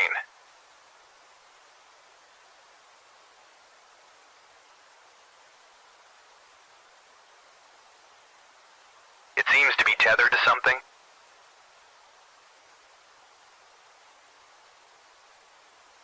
Is that a banner, Joe? Caribou Con. Does anyone know what Caribou Con is? Caribou Con, one of the BC Caribou region's best kept secrets. Until now. Join our panel of renowned paranormal experts for a weekend of fun and intriguing presentations. Go to cariboucon.com to book or inquire now.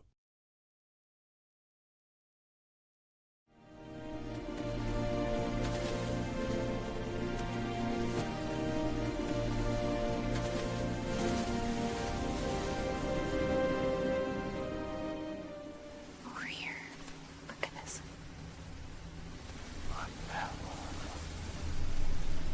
Discover Spaced Out Radio on all your favorite platforms. We're live every single night with the best in UFOs, cryptids, paranormal, and the unexplained. And you can find us on all your favorite platforms. Head over to Instagram for behind the scenes and daily weirdness, TikTok for quick mind-bending clips, Facebook for community discussions, and X for real-time updates and hot takes. Wherever you scroll, Spaced Out Radio is there. So go search Spaced Out Radio on every platform, hit follow, and turn on notifications so you never miss a single episode. The weird is waiting. See you there.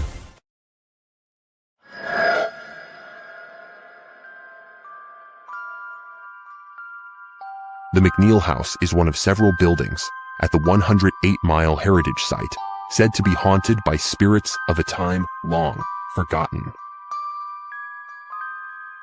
But would you stay the night? Along with guided ghost tours and paranormal investigations, Haunted 108 is offering a chance to spend the entire night inside the historic McNeil House. by booking one of our B&B style sleepovers, where you can experience the hauntings firsthand, meet the resident ghost cat, and witness unusual activity. If you dare to turn history into a night you'll never forget, book your spot now at haunted108.com. Spots are limited. Will you be brave enough?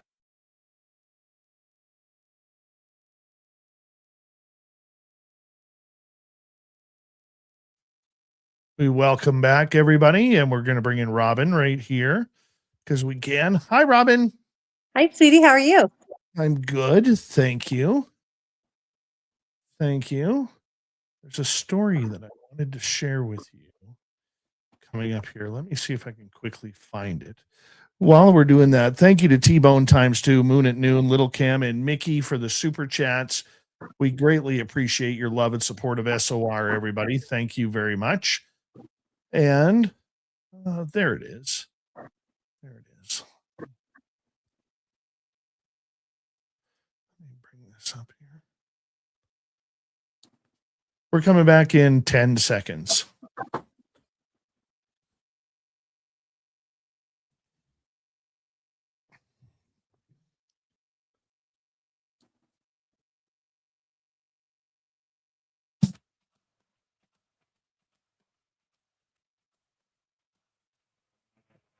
Here comes the third and final hour of Spaced Out Radio tonight. My name is Dave Scott. Thank you very much for joining us as we continue on with a great night of big time cryptid stories. But first, we want to say hello to all of you listening in on our terrestrial affiliates around North America, digitally on every major podcast network. Our website, spacedoutradio.com. We have a plethora of features for you. Rock out to Bumblefoot, read the Newswire, check out our swag as well. Follow us on X at Spaced Out Radio, Instagram at Spaced Out Radio Show, and on Patreon in the Space Travelers Club.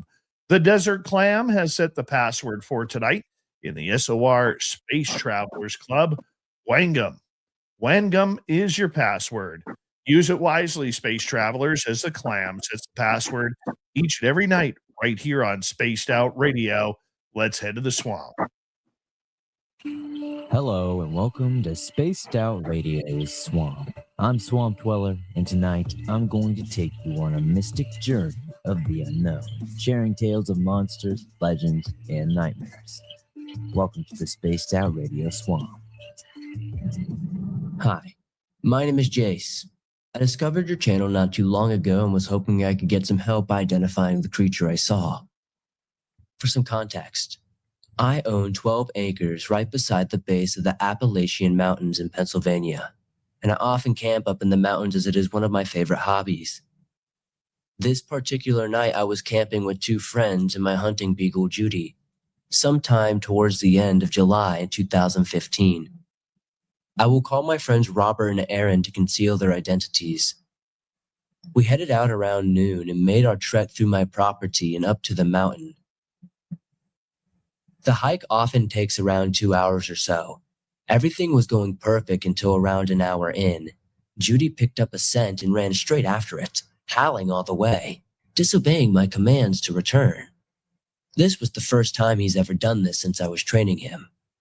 Robert, Aaron, and I followed Judy through the woods going off of our intended path to an area I've never been in before. All of us came into a clearing and saw Judy standing completely still, staring at something. I hurried over and saw a doe ripped in two. It was right next to a small stream. All of us were very confused and very surprised to see this, and slightly disgusted if I'm honest, as we've all been hunting buddies for about 15 years and have never seen any animal as mutilated as this deer. We chalked it up to a black bear, but we were still on edge. Judy was extremely aware, cautious, and scared the entire time. He didn't howl once after seeing the deer, and I assume he picked up a stronger or new scent. I've never seen him act like this in the woods, not even after being face to face with a coyote. We started to work our way back to the normal hiking route and heard what sounded like bipedal footsteps behind us, keeping about 100-yard distance. I forgot to mention I always carry when I'm in the wilderness. You can never be too safe. I decided it was time to take my Smith & Wesson 357 Magnum out of its holster and stay on guard while we continued our hike. The footsteps eventually faded as we were on the regular hiking route. All of us made it to my camping spot, but the hike took a ridiculous 4 hours. Judy was calmed at this point, but obviously spooked. We set up our tents. Robert and Aaron shared a tent because someone had to carry the beer, and neither Aaron or I wanted the extra weight.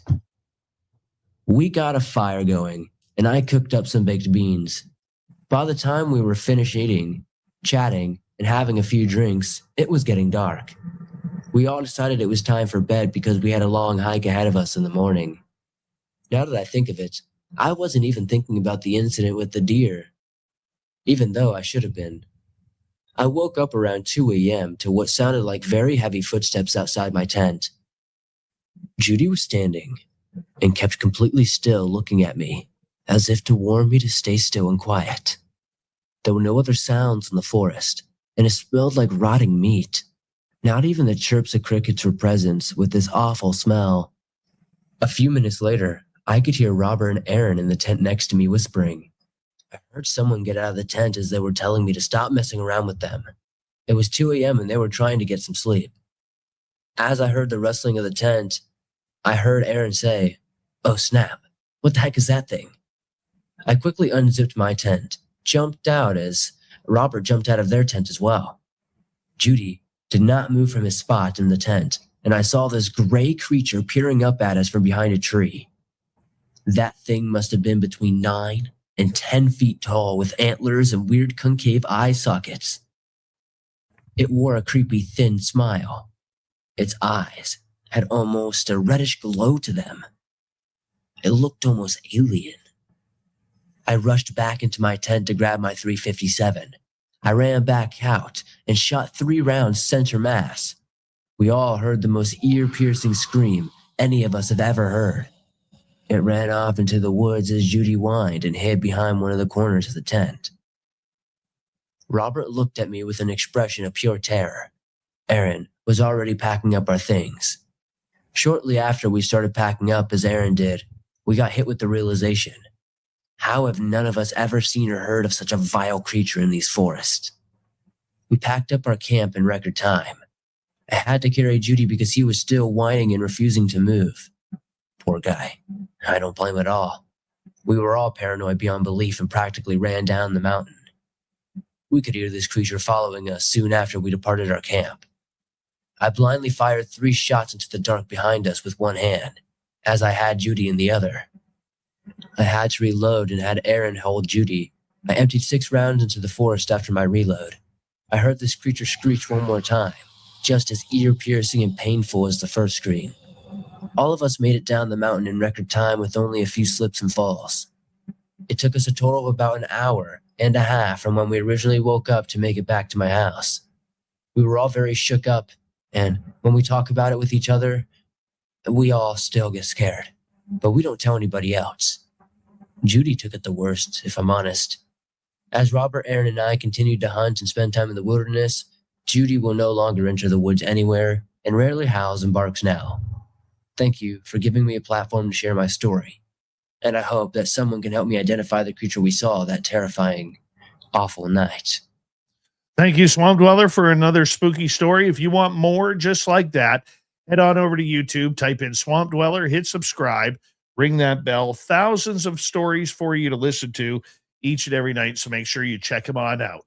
It's time for Robin.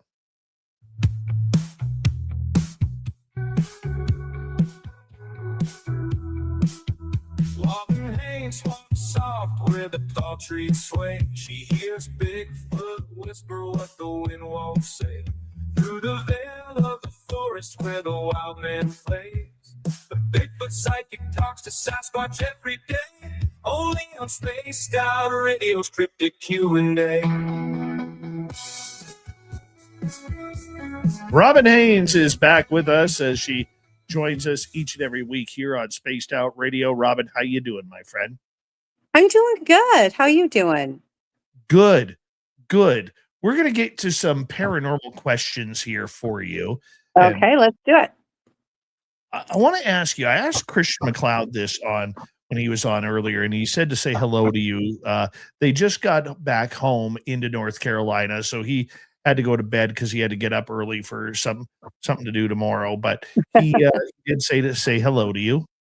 And one of the topics that we were talking about, because we've had it happen now a couple times out at our Flight 21 area, the sound of metal scraping. Why does that always seem to happen in a cryptid area? The sounds of like dragging metal like a tin roof along rocks or gravel. What is that all about? Do you know, a lot of people hear that when they're around the cryptids. And the only thing I can tell you is it's got to be something that they are using. I mean, obviously a rock might not sound like that, but some, whether it's rocks or something off the trees or whatever. Another time that I hear that a lot, and I get a lot of people that contact me about it, are when UFOs are around. The UFOs, it seems to be either completely dead silent, like I've been standing directly underneath them, and they've been there's no noise. But there are other times that you hear that mechanical noise as well. Now, as far as the cryptids go, I think they use rocks to do it. I think they're taking rocks and they're rubbing, not clacking them, they're rubbing them or striking them against each other. But yeah, a lot of people have heard that. And I think it's, in my opinion, I think it's just another way they communicate with other members of the clan, whether it be to let another one know that there's someone there, are they walking or whatever they're doing. They seem to be very methodical as far as the noises they make and the reasons they make them. Like they don't just do it for the sake of doing it. And it's generally, if people are around, it's a signal to other members of the clan. I'm just wondering if it's like a scary defense mechanism. I don't know. Most people don't really get afraid of it. They just are more puzzled. The only other thing is, are they opening up a portal? Although I've not heard noises like that come from a portal when I've seen them. But obviously something to think about. I just think that maybe they're doing it to scare somebody away. That's a possibility. They do a lot of things, like that. Like when they'll wave their arms and scream and holler, and it's supposed to just scare people away. Of course, everybody freaks out and think it's a violent act when it's not. But they make some of the strangest noises. They can imitate any noise out there. There's not a noise that they can't copy or find a way to do it. I just find it interesting because recently, when Tim and I went to Flight 21 last year, we never heard the metallic clanging sound. Already this year with Mike, we have heard, it sounds like there's one piece of the crash debris that's pretty beat up, and you have to step over it to get onto the trail to go out to the gifting site. And I trip on that. Tim used to trip on that all the time. And it would kind of make this clanging sound. Well, when we were in the back, there was this clanging sound, and it sounded like something had nicked that metal because it's very loud. Metal echoes in the forest. And it was easy to hear. The next day, Mike had taken his sister out there to show her around the area because she had never been out there, or the next week, pardon me. And he had an instance where way off in the distance, they had heard this clanging sound as well, of metal clanging or being scraped or whatever. And I know other people have heard it in the past too. It's one of those little mysteries I just cannot seem to figure out. The other thing about that too is, if they've gotten hold of pieces of metal, which we know that they can, metal causes a vibration. A vibration is frequency. The one thing that we know that is undisputed are all of these cryptids, including Sasquatch and the aliens, as far as that goes, are all about frequency. Now, I love wind chimes. I've always loved wind chimes, and I've usually have them on my porch. They would come and take the metal chime off my wind chimes on a regular basis. One would disappear, then a couple days later, another one would disappear. And I would hear them out in the woods with those. So are they getting pieces of metal and they're doing that because it causes a vibration? They'll use that frequency. They'll use the frequency to help cloak. If it's a young one and they need that extra energy, they'll use it.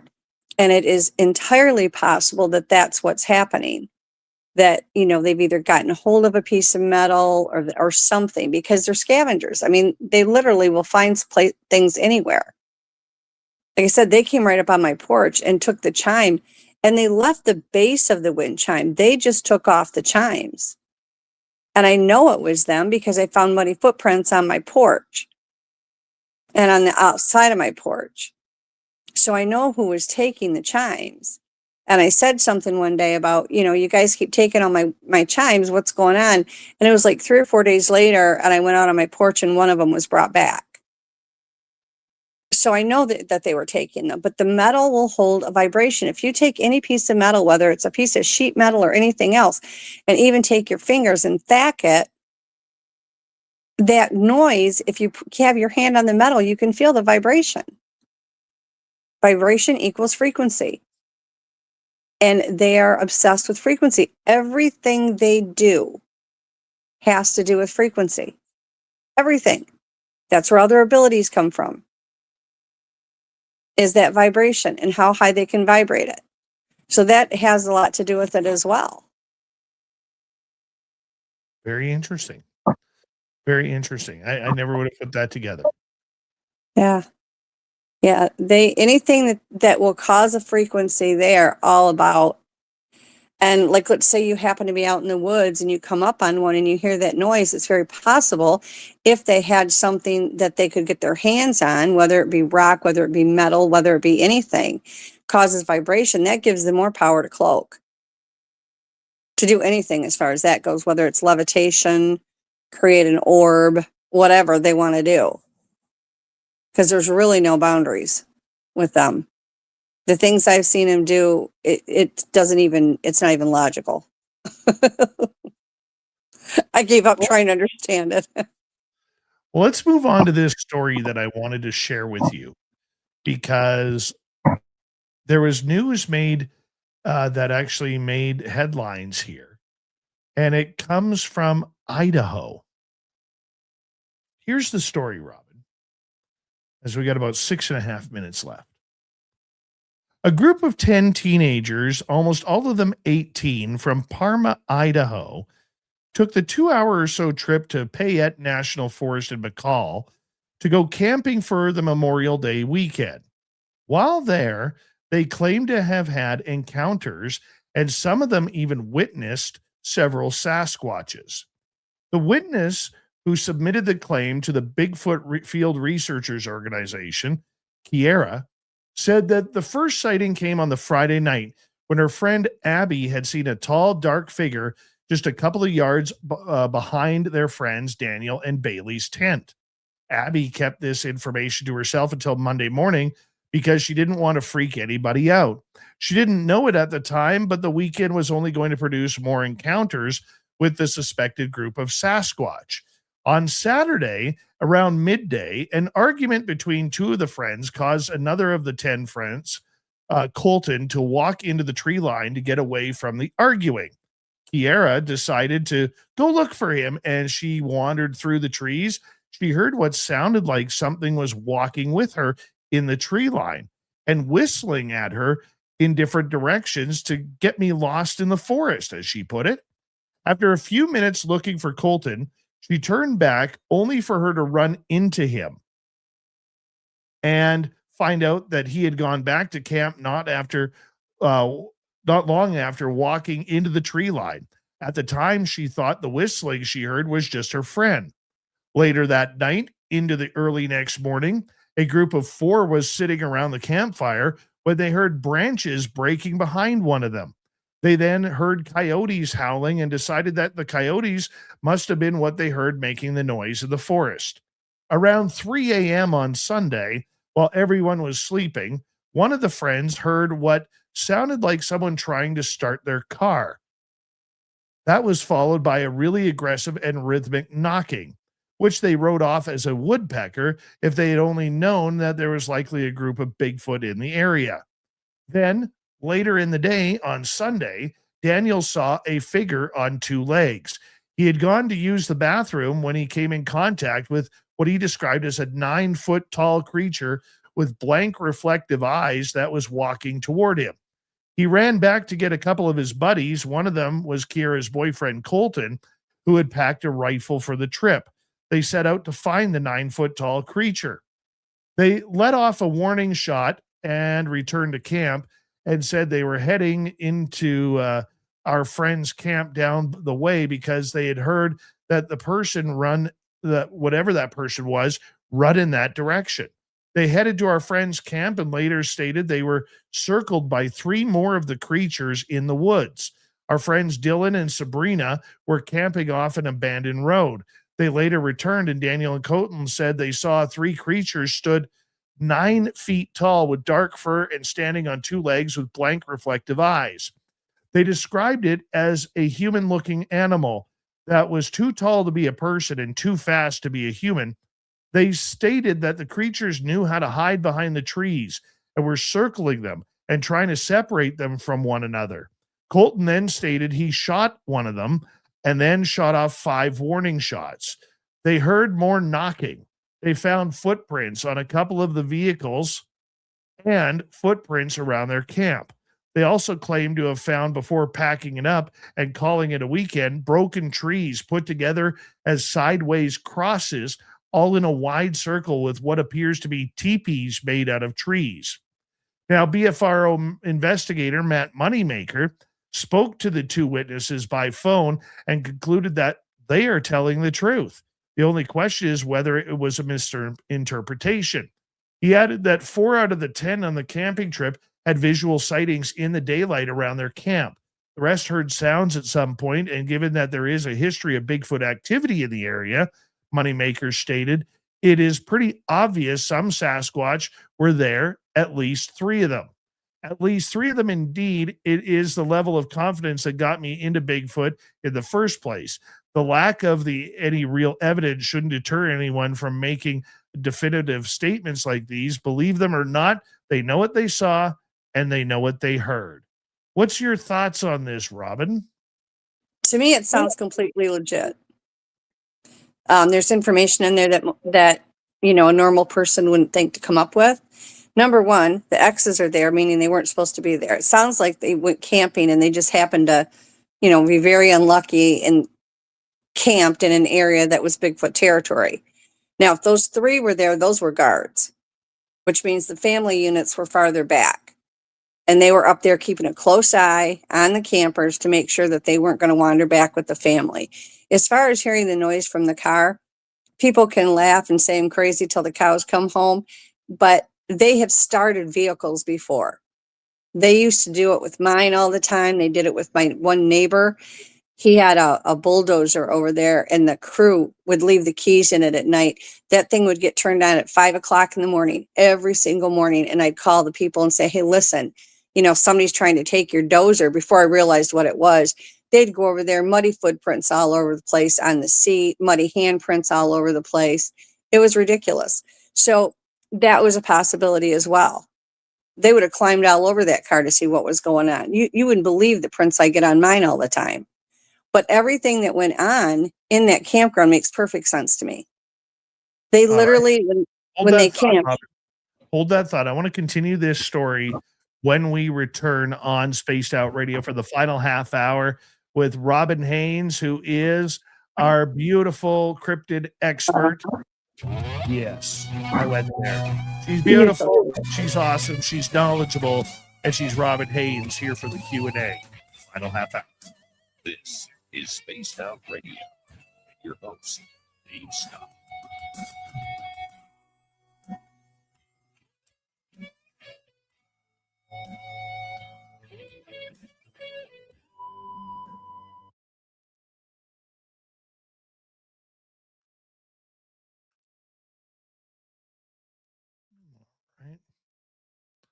1 second, Robin. There we go. Don't say anything more about this story until we come. No, I won't. I won't. They've been busy though lately. They've been pretty active and making lots of contact with people. They a couple weeks ago we started we get feral cats all over the place. And one apparently had a litter of kittens, and we kept getting brought kittens. So now I have 2 3-week-old kittens. No mother, no rest of the litter, but they were literally, the one was brought. And then a week later, the next one was brought. So now we have kittens. They'll bring strays. They bring everything here. I've had sick possums deposited on my porch. You know, I mean, it's crazy. Yeah. We went out this past weekend, and I can tell you that we had nothing. We had absolutely nothing. And I have a feeling that one of the reasons why we got nothing was because I think we're going too early. I really do think we are going too early. And that is what is causing us not to, lack of a better term, get the action that we are looking for. And like when Tim and I were there, we would stay into the night, like through dusk, and as it started getting a little bit more into the night. And so I've kind of told a couple of members of my team, Brian and Mike, I said, I think we need to start going in there a little bit later. Maybe go in at the same time, but staying a little bit later rather than being in a rush to get I know. back in. I get a lot of activity usually after 5 o'clock. It's really odd. Like early in the morning, I get a lot of activity. From like 12 o'clock until 3 o'clock, it's quiet. I don't know if they're taking their afternoon nap. I have no idea. After about 3 or 4 o'clock, then the activity kicks back up again. Like they'll lay down through the hottest part of the day to avoid the heat anyway. They're not up all night and sleeping all day because they're not nocturnal. The only reason they're up at night is because we're not out there as much at night and their prey is up at night. But they are not nocturnal. I don't know why people think that other than because they're out at night. But they're only out at night because the food that they eat. I've caught them hunting just as much during the day. My son went outside and he went for a walk in the woods one day. And he came back in and he said, Mom, there's this rabbit out back. He said, the head's off of it. And he said, but the body's there and it was still warm. He'd actually walked up on the Sasquatch right as it had caught this rabbit. And this was like at 1 o'clock in the afternoon. And it had ripped the head off of it. And he said, all I saw was the body. And he said, I went over and I touched it and it was still warm. And he said, I heard some shuffling in the bushes behind it. So he said, I came back up to the house. So we turned around and walked back out to where the rabbit was at, and the rabbit was gone. There were footprints there and the rabbit was gone. But they used to, because I always put food out for them, and I would get up every now and then and there would be a headless rabbit on my porch as a gift. When they weren't giving me possums, they were giving me headless rabbits. Oh, isn't that nice? I know. They're so kind. I wish they would have left. I love possums, but the possums were alive and they would trap them in this feeding thing that I had. And I had snaps all around the opening of it. It was the only way in or out of it. And I would put plates of food in there to see if they would figure out how to undo the snaps. They would not only undo the snaps, they'd take the plate, they'd take the food, they'd put a possum in it and re-snap it. And there was so many snaps on that door that you couldn't budge it. There's no way that possum could get in there because it was a solid unit. And I'd have these pissed off possums in there every morning when I went out there. That's awesome. Robin, hold on right there. We're coming back in like 30 seconds here. Thank you to T-Bone. Thank you to Blue Skies. T-Bone with a hat trick tonight. Thank you to Moon. Thank you to Little Cam. and Mickey for the super chat. We really appreciate your love and support of SOR. Thank you. And don't forget to shop at our Spaced Out Radio store. We do not have ugly swag, people. No ugly swag. So make sure you check it on out. Promise you, it's good stuff. Here we go.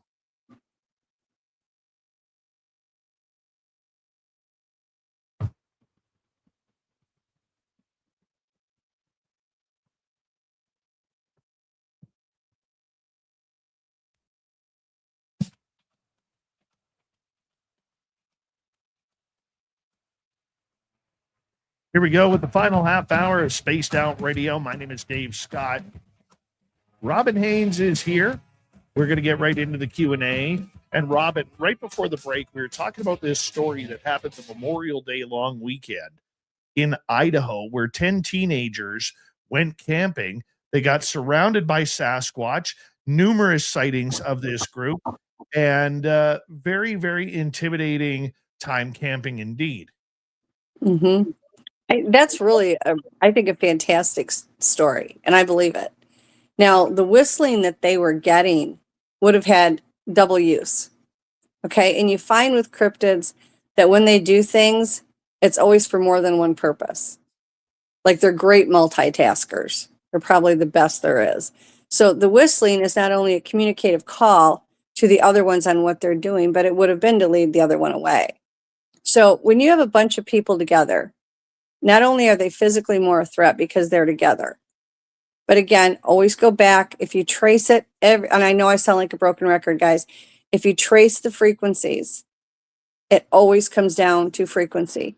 When you have more than one person together, the frequencies of those people combined, okay, are in the collective, and it's stronger. The higher the frequency in their world, in a cryptid world, in a paranormal world, the higher the frequency, the more power they have, the more dangerous they are, because they have more power because of the frequency. So they divide and conquer. They separate individuals, not so that they can hurt them or maim them or do anything. I mean, obviously there are bad ones, but primarily they don't do it for that reason. But it splits that frequency, which weakens the collective. So in their world, it's not considered stronger. And then they try to lead them away. And if they're not together, they're not as dangerous.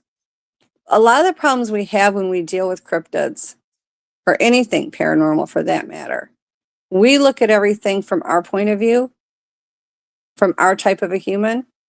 What we forget is everything that they do, they don't do things like we do. Their world isn't ours. They may be part human, and they are. The DNA proves it. They don't think, they don't process, they are not us. They are another type of human. They are related to us biologically, but they have a completely different culture. Their words don't mean the same thing. Their actions don't mean the same thing. There's similarities, absolutely. Have they learned stuff from us? Yes, we've learned stuff from them. So when we look at different situations, we have to be really careful that we don't look at it from our point of view, because that is definitely not theirs. Little things here and there, yeah, that they picked up from us, but normally no. So they're looking at these people all together as more of a threat because there's more than one and they're together. In their people, they work under the collective consciousness and the higher frequencies. So the more of them together, the higher the collective consciousness, the higher the frequency. So that's what they're going to assume from our people. But every single thing that they talked about, if these are people that really didn't know anything about a Sasquatch, everything that they were talking about makes perfect sense. So in my mind, if they were making that up, which I don't believe that they did, they would have no way of the knowledge. Like the X's, the whistling, the breaking of the branches, the messing with the car. That's all typical Sasquatch behavior, every bit of it. The only thing that I'm surprised did not happen is when one shot at them, obviously it didn't hit them, or they wouldn't still be there. But that, and depending where it was hit, you're talking about in some places, there's a good 12, the bone is so thick, it takes a lot. So, but when a shot was fired, they're very fortunate that they weren't attacked at that point. I mean, a lot of times if they can avoid the confrontation, they will.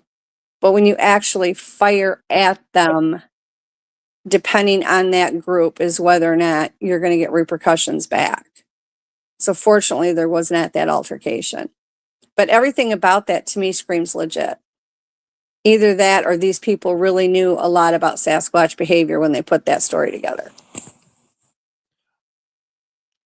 I think you're right on the violence part, that if one of them was hit, that last night would have been a holy terror. Mm-hmm. Oh, yeah. And they don't, prior to what everybody thinks, they don't give up their dead. They don't. If there's a situation where a body's been taken, it was not an easy thing to take. And they will do what they have to get it back. Now, obviously, we do have bodies. We've gotten bodies before, but it's not too often. And they bury their dead. They are not left on the ground to decompose or anything like that. They actually bury their dead. They hold their own type of what we would consider a funeral. And they're put in the grave a certain way. And there's a certain protocol for it. And then depending on where they stand in that clan is how many days of silence are observed. Let's get to a couple of audience questions here.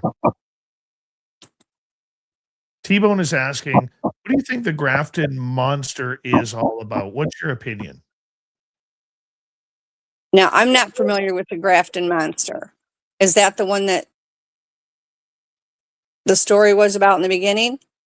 Yeah, so this is one that Christian actually just talked about a little bit here on the show. So let me read it to you. So as to what it is. The grafted monsters of famous West Virginia cryptid, first reported in 1964, described to stand between 7 and 9 feet tall. It's a headless creature with smooth, slick white skin. Became a regional legend. Today is celebrated annually at the Grafted Monster Festival. So that's kind of what it is. I'm just curious. Yeah, as far as I'm concerned with that, that would be something that would be ET created, if not government created. I mean, that's not something that would be naturally born here. It could be technically considered a cryptid. It's bipedal, it's unknown. But I would think more along the lines of some kind of alien type thing than I actually would anything else. There are so many cryptids out there that are not recognized and don't have a name. I'm dealing with one right now that it has no hair. Its body looks like it's made out of rubber and it's like a reddish brown color. It's just awful looking. Well, tell us that, before you go any further, I want to know that story. There's somebody that I'm working with that has had it show up several times, and it keeps trying to say that it's a Sasquatch. It is not. It absolutely is not.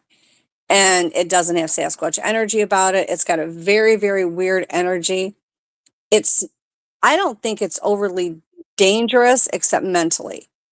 It plays mental games. And I don't know what this thing is, what created it. I tend to believe it doesn't have, normally the ETs, when they create things, they are genetically linked with some form of animal. Okay, so like the grafted monster, that might be something government created rather than the ET created, because we have to remember the government's created a lot of stuff, guys. A lot of stuff. Some of the things that I've seen or heard about that the government's created, it's just unbelievable. So the grafted monster, I think, would be more than likely something that was created by the government and cut loose. And they do dump a lot over in Virginia. But there are so many cryptids out there that have never been identified, have no name, whether they're ET created, whether they were born on this planet, because let's be real, this planet has got woods and oceans and lakes everywhere. We don't know half of what's on this planet. Or it could be something government created. It could have been a hybrid that created something. Now, this thing that I'm dealing with right now, it does have paranormal abilities, but I'm not finding that it's any abilities that are a danger other than mind games. So I am actively working on this to try to remove it because it's more dangerous. The mental games, I think, are worse than the physical. And it seems to feel like it's not going to go anywhere, and it's going to get a rude awakening because it's not staying where it's at. So yeah, work in progress on that. But I don't know what it is. The thing appears to me to be at least 6 to 7 foot tall. When I talk to it, it shows an image of it in my mind every single time. And yet it presents itself as something other than what it is. Is it a shapeshifter? I don't think it's shape shifting. I think it's trying to move itself into the cryptids that are in that area and make people believe that that's what it is. I mean, it's not really showing itself. What it does do is it plays mind games. Like it'll try to tell you and put its image in your mind, and it's telling people that it's a certain cryptid. The problem that it has with me, and I don't know why I can do this, so before anybody asks, I have no idea, but I've always been able to look at something, see what it presents itself to be, but then it's almost like I can look inside of it and I can see what it really is. Like I'm really great at picking up hybrids. I come in actually very handy now and then with stuff like that. And I got attacked by ET hybrid in the Allegheny Mountains. And like I knew what it was the second I saw it when this thing came at me. I ended up, my legs got clawed up. It was a mess. Picked me right up off of bed. It was awful. But anyway, I knew it the second I saw it. And it followed me for quite some time. And then when we got back to the hotel is when the attack came. And there was a witness to it. I wasn't by myself. But I don't know why I can do that. I don't even know how I do it. It just happens. It's always been that way. And so when I look at this thing and it projects itself in my mind, it's the same way. It comes off as a certain cryptid, and then I'm looking at it and studying it, and all of a sudden I can see what it really is. And it will mind speak with me. It has no problem mind speaking. It's obnoxious and rude as can be. But it doesn't seem to have a lot of abilities as far as to hurt. Like it could attack, I would assume. It's got very, very long fingers. It's got fingernails on it, not really talons, but they're very long fingernails on it. But it doesn't. It plays head games. And that's the biggest problem. So now working on neutralizing it, which I'll figure out. Well, it depends. I mean, if it tries to come at me in a paranormal spectrum, you can use frequency and that'll stop it. It's low frequency. So if you put high frequency on the low frequency, it's like getting out of a shower and walking up to a hot wire fence and grabbing it. And that'll take care of it. The other thing you can do is take the frequency from your body. This is what I teach all my students. Frequency from your body, and you can use that, I don't want to say weapon because we try to be good, but you can use it as a defense mechanism. When you push enough frequency and energy out of your body, which is pure energy and frequency, if you're a higher frequency person, and you push it at negative entities of any kind, they back up really quick because it will kill them. It literally will kill them. And, in paranormal spectrum, you'd be amazed what you can do. Now, I have done it a couple times in the third dimension. I took out a couple of ETs, took care of some bad Sasquatch, that kind of thing. But, this thing can be dealt with the same way. I'm hoping I can do this remotely. Otherwise, I'm looking at a trip out of state. So, but it doesn't seem to be doing anything other than just messing with people's minds. And we have right now, there's a lot of things going on. And as this frequency is going up towards the ascension, the darker things are fighting back. They're not happy. So they're giving it their last hurrah, I guess is the best way to put it. And the only way to deal with them is with frequency, because this is a spiritual battle that's being fought. And the only way to fight the spiritual battle is not only spiritually, but it comes down to frequency. It just is. I wish there was a better explanation because everybody gets tired of me talking about the frequency, but it all comes down to that no matter which way you do it. Let's get to another question, Robin. And let's go to Marv here. With all the talk among the humans about UFO disclosure, have the forest people given you any feedback or insight into disclosure effects or efforts, whether it's good or bad? Are they concerned? Absolutely. First off, it depends on which clan you talk to. My Michigan clan, when the UFOs would come over the house, some different kinds of ships, they would panic. Other ships, they were ecstatic to see them. When years ago, I think it was like in 2015 or something, the Bosnia Pyramid, they had a recording, it started emitting frequency out of it. And I took that recording off of YouTube and I played it for my guys out in the woods. They were so happy, they were going crazy. They loved it. But then other ones and other ships that would come, they were terrified, beyond terrified, because there are some ships that come here and try to take them back and try to hurt them. So it depends on which type of alien is coming. Now, I have other ones that when you talk to them, because my personal belief is that missing side that we can't identify, through DNA. My personal belief is it is off the alien side because they're a hybrid. And so I have some that will say, yeah, we're part star people. I have others that will say, well, we're children of God. Now, in the Bible, it says God created the heavens, the earth, the universe. He created everything. So technically, they're both correct. But like everything else, it has free will. So we have the good aliens and we have the bad aliens. I have found out as many times as I've been attacked by the bad ones, and I've ended up in intensive care from them before. There really is much more kind ones than there are the bad ones. And just like the cryptids, it's really a beautiful thing when you're around the nice ones. It really is. So I think, they're seem to be okay with the disclosure. When I've talked to them about it, they said it's supposed to happen, that it shows in the prophecies that it's going to happen, that they've waited a very long time for it. Are there some that are afraid of it? Yes, because they don't like us. They don't like humans because we try to kill what we don't understand. So generally the ones that are not for the disclosures are the ones that are really just trying to avoid all human contact. They don't want any more attention on them than what's already there. Like I said, the other ones that are very much in favor of it, again, as we go into this higher frequency, the disclosures are coming. It's going to come. We're going to see a lot of alien tech coming out. We're going to see a lot of things over the course of the next years. Okay. It's not going to be tomorrow, but over the next years. And they are okay with it.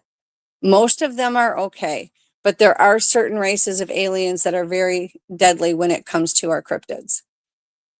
And I've seen that effect. I've seen a ship that came down in the back field when I was in Michigan, and it had these what looked like Sasquatch come out. They were robotic. They were not an actual Sasquatch.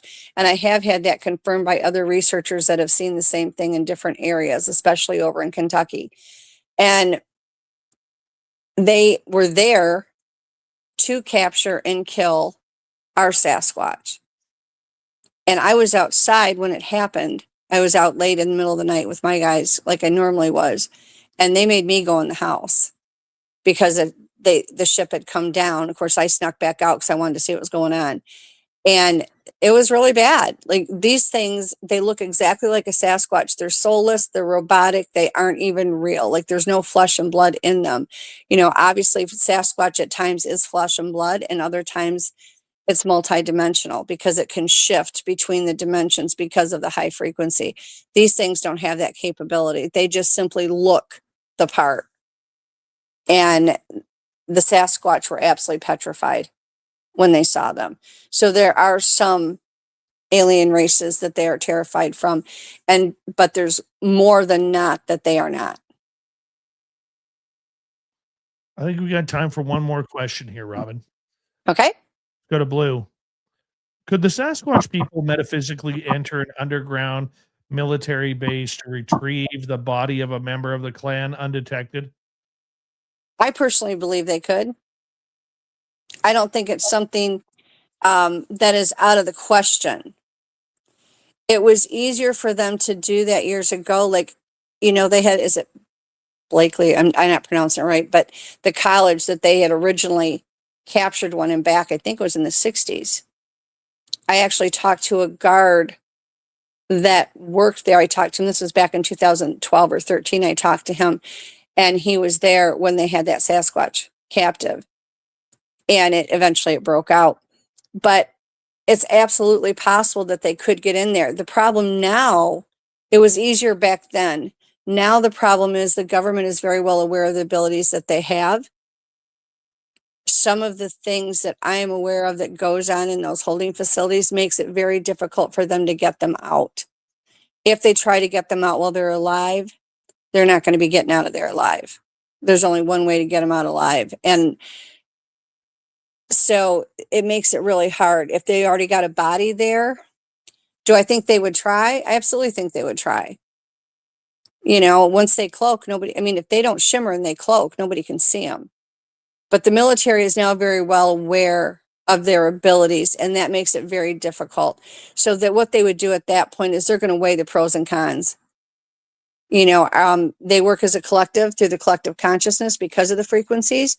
So they're going to look at it and say, what is the chances that we can get in there and get this body?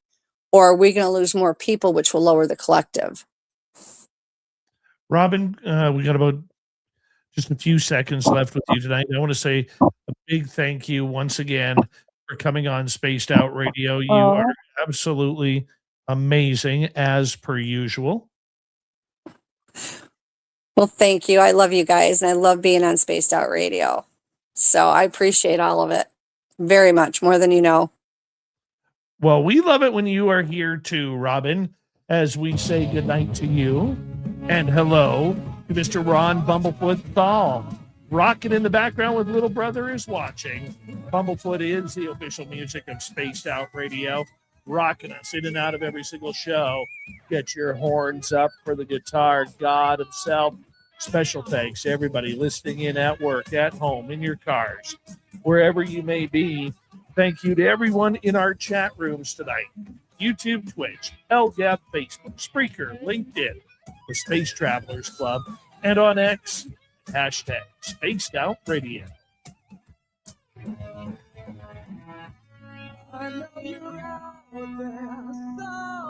Remember, this show is copyright by Spaced Out Radio and Bigfoot Broadcasting Limited. Thank you so much for choosing to share your evening with us, because together, my friends, we're watching. We own the night. Mr. Bumblefoot, we need a favor.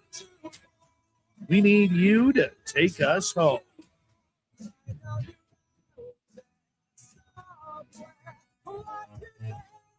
Yes, the Woo Train has docked for the night, but soon, my friends, we shall ride again. Seats are always available. Your tickets never expire. And if you want to bring a friend, we've got room for them too. Good night, everybody.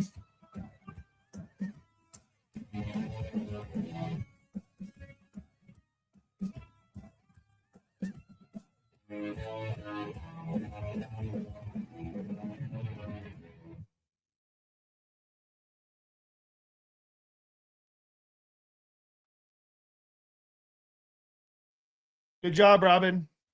Thank you. You have a great night. You too. Okay, you take care. Love you guys. Bye. All right, for the rest of you, I will be going on with Walter Sterling here. Okay, so that's done. 1 minute. Get Robin out of here. There you go. And bear with me, everyone. I don't know why my camera darkens. I think it has to do with the fact that I'm blocking the light from the screen.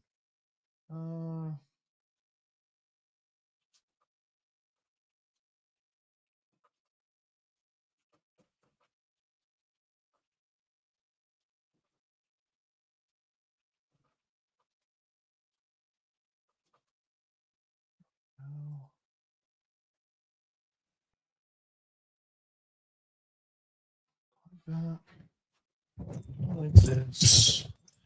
And go like this.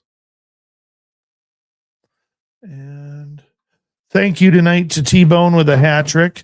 Blue Cruise, Blue Skies, Moon, Lil Cam, and Mickey for the great super chats. Thank you for the love. We're going to sign off here. Tomorrow night on the show, we will be joined by Bob Spearing from MUFON. He will be joining us as we take a look at the UFO files and keep up to date with what's going on from a MUFON level. He's on the board of directors. We love it when Bob's here. Don't forget to leave a comment. Give us a thumbs up. It helps with the algorithms, and we'll see you tomorrow night, everybody.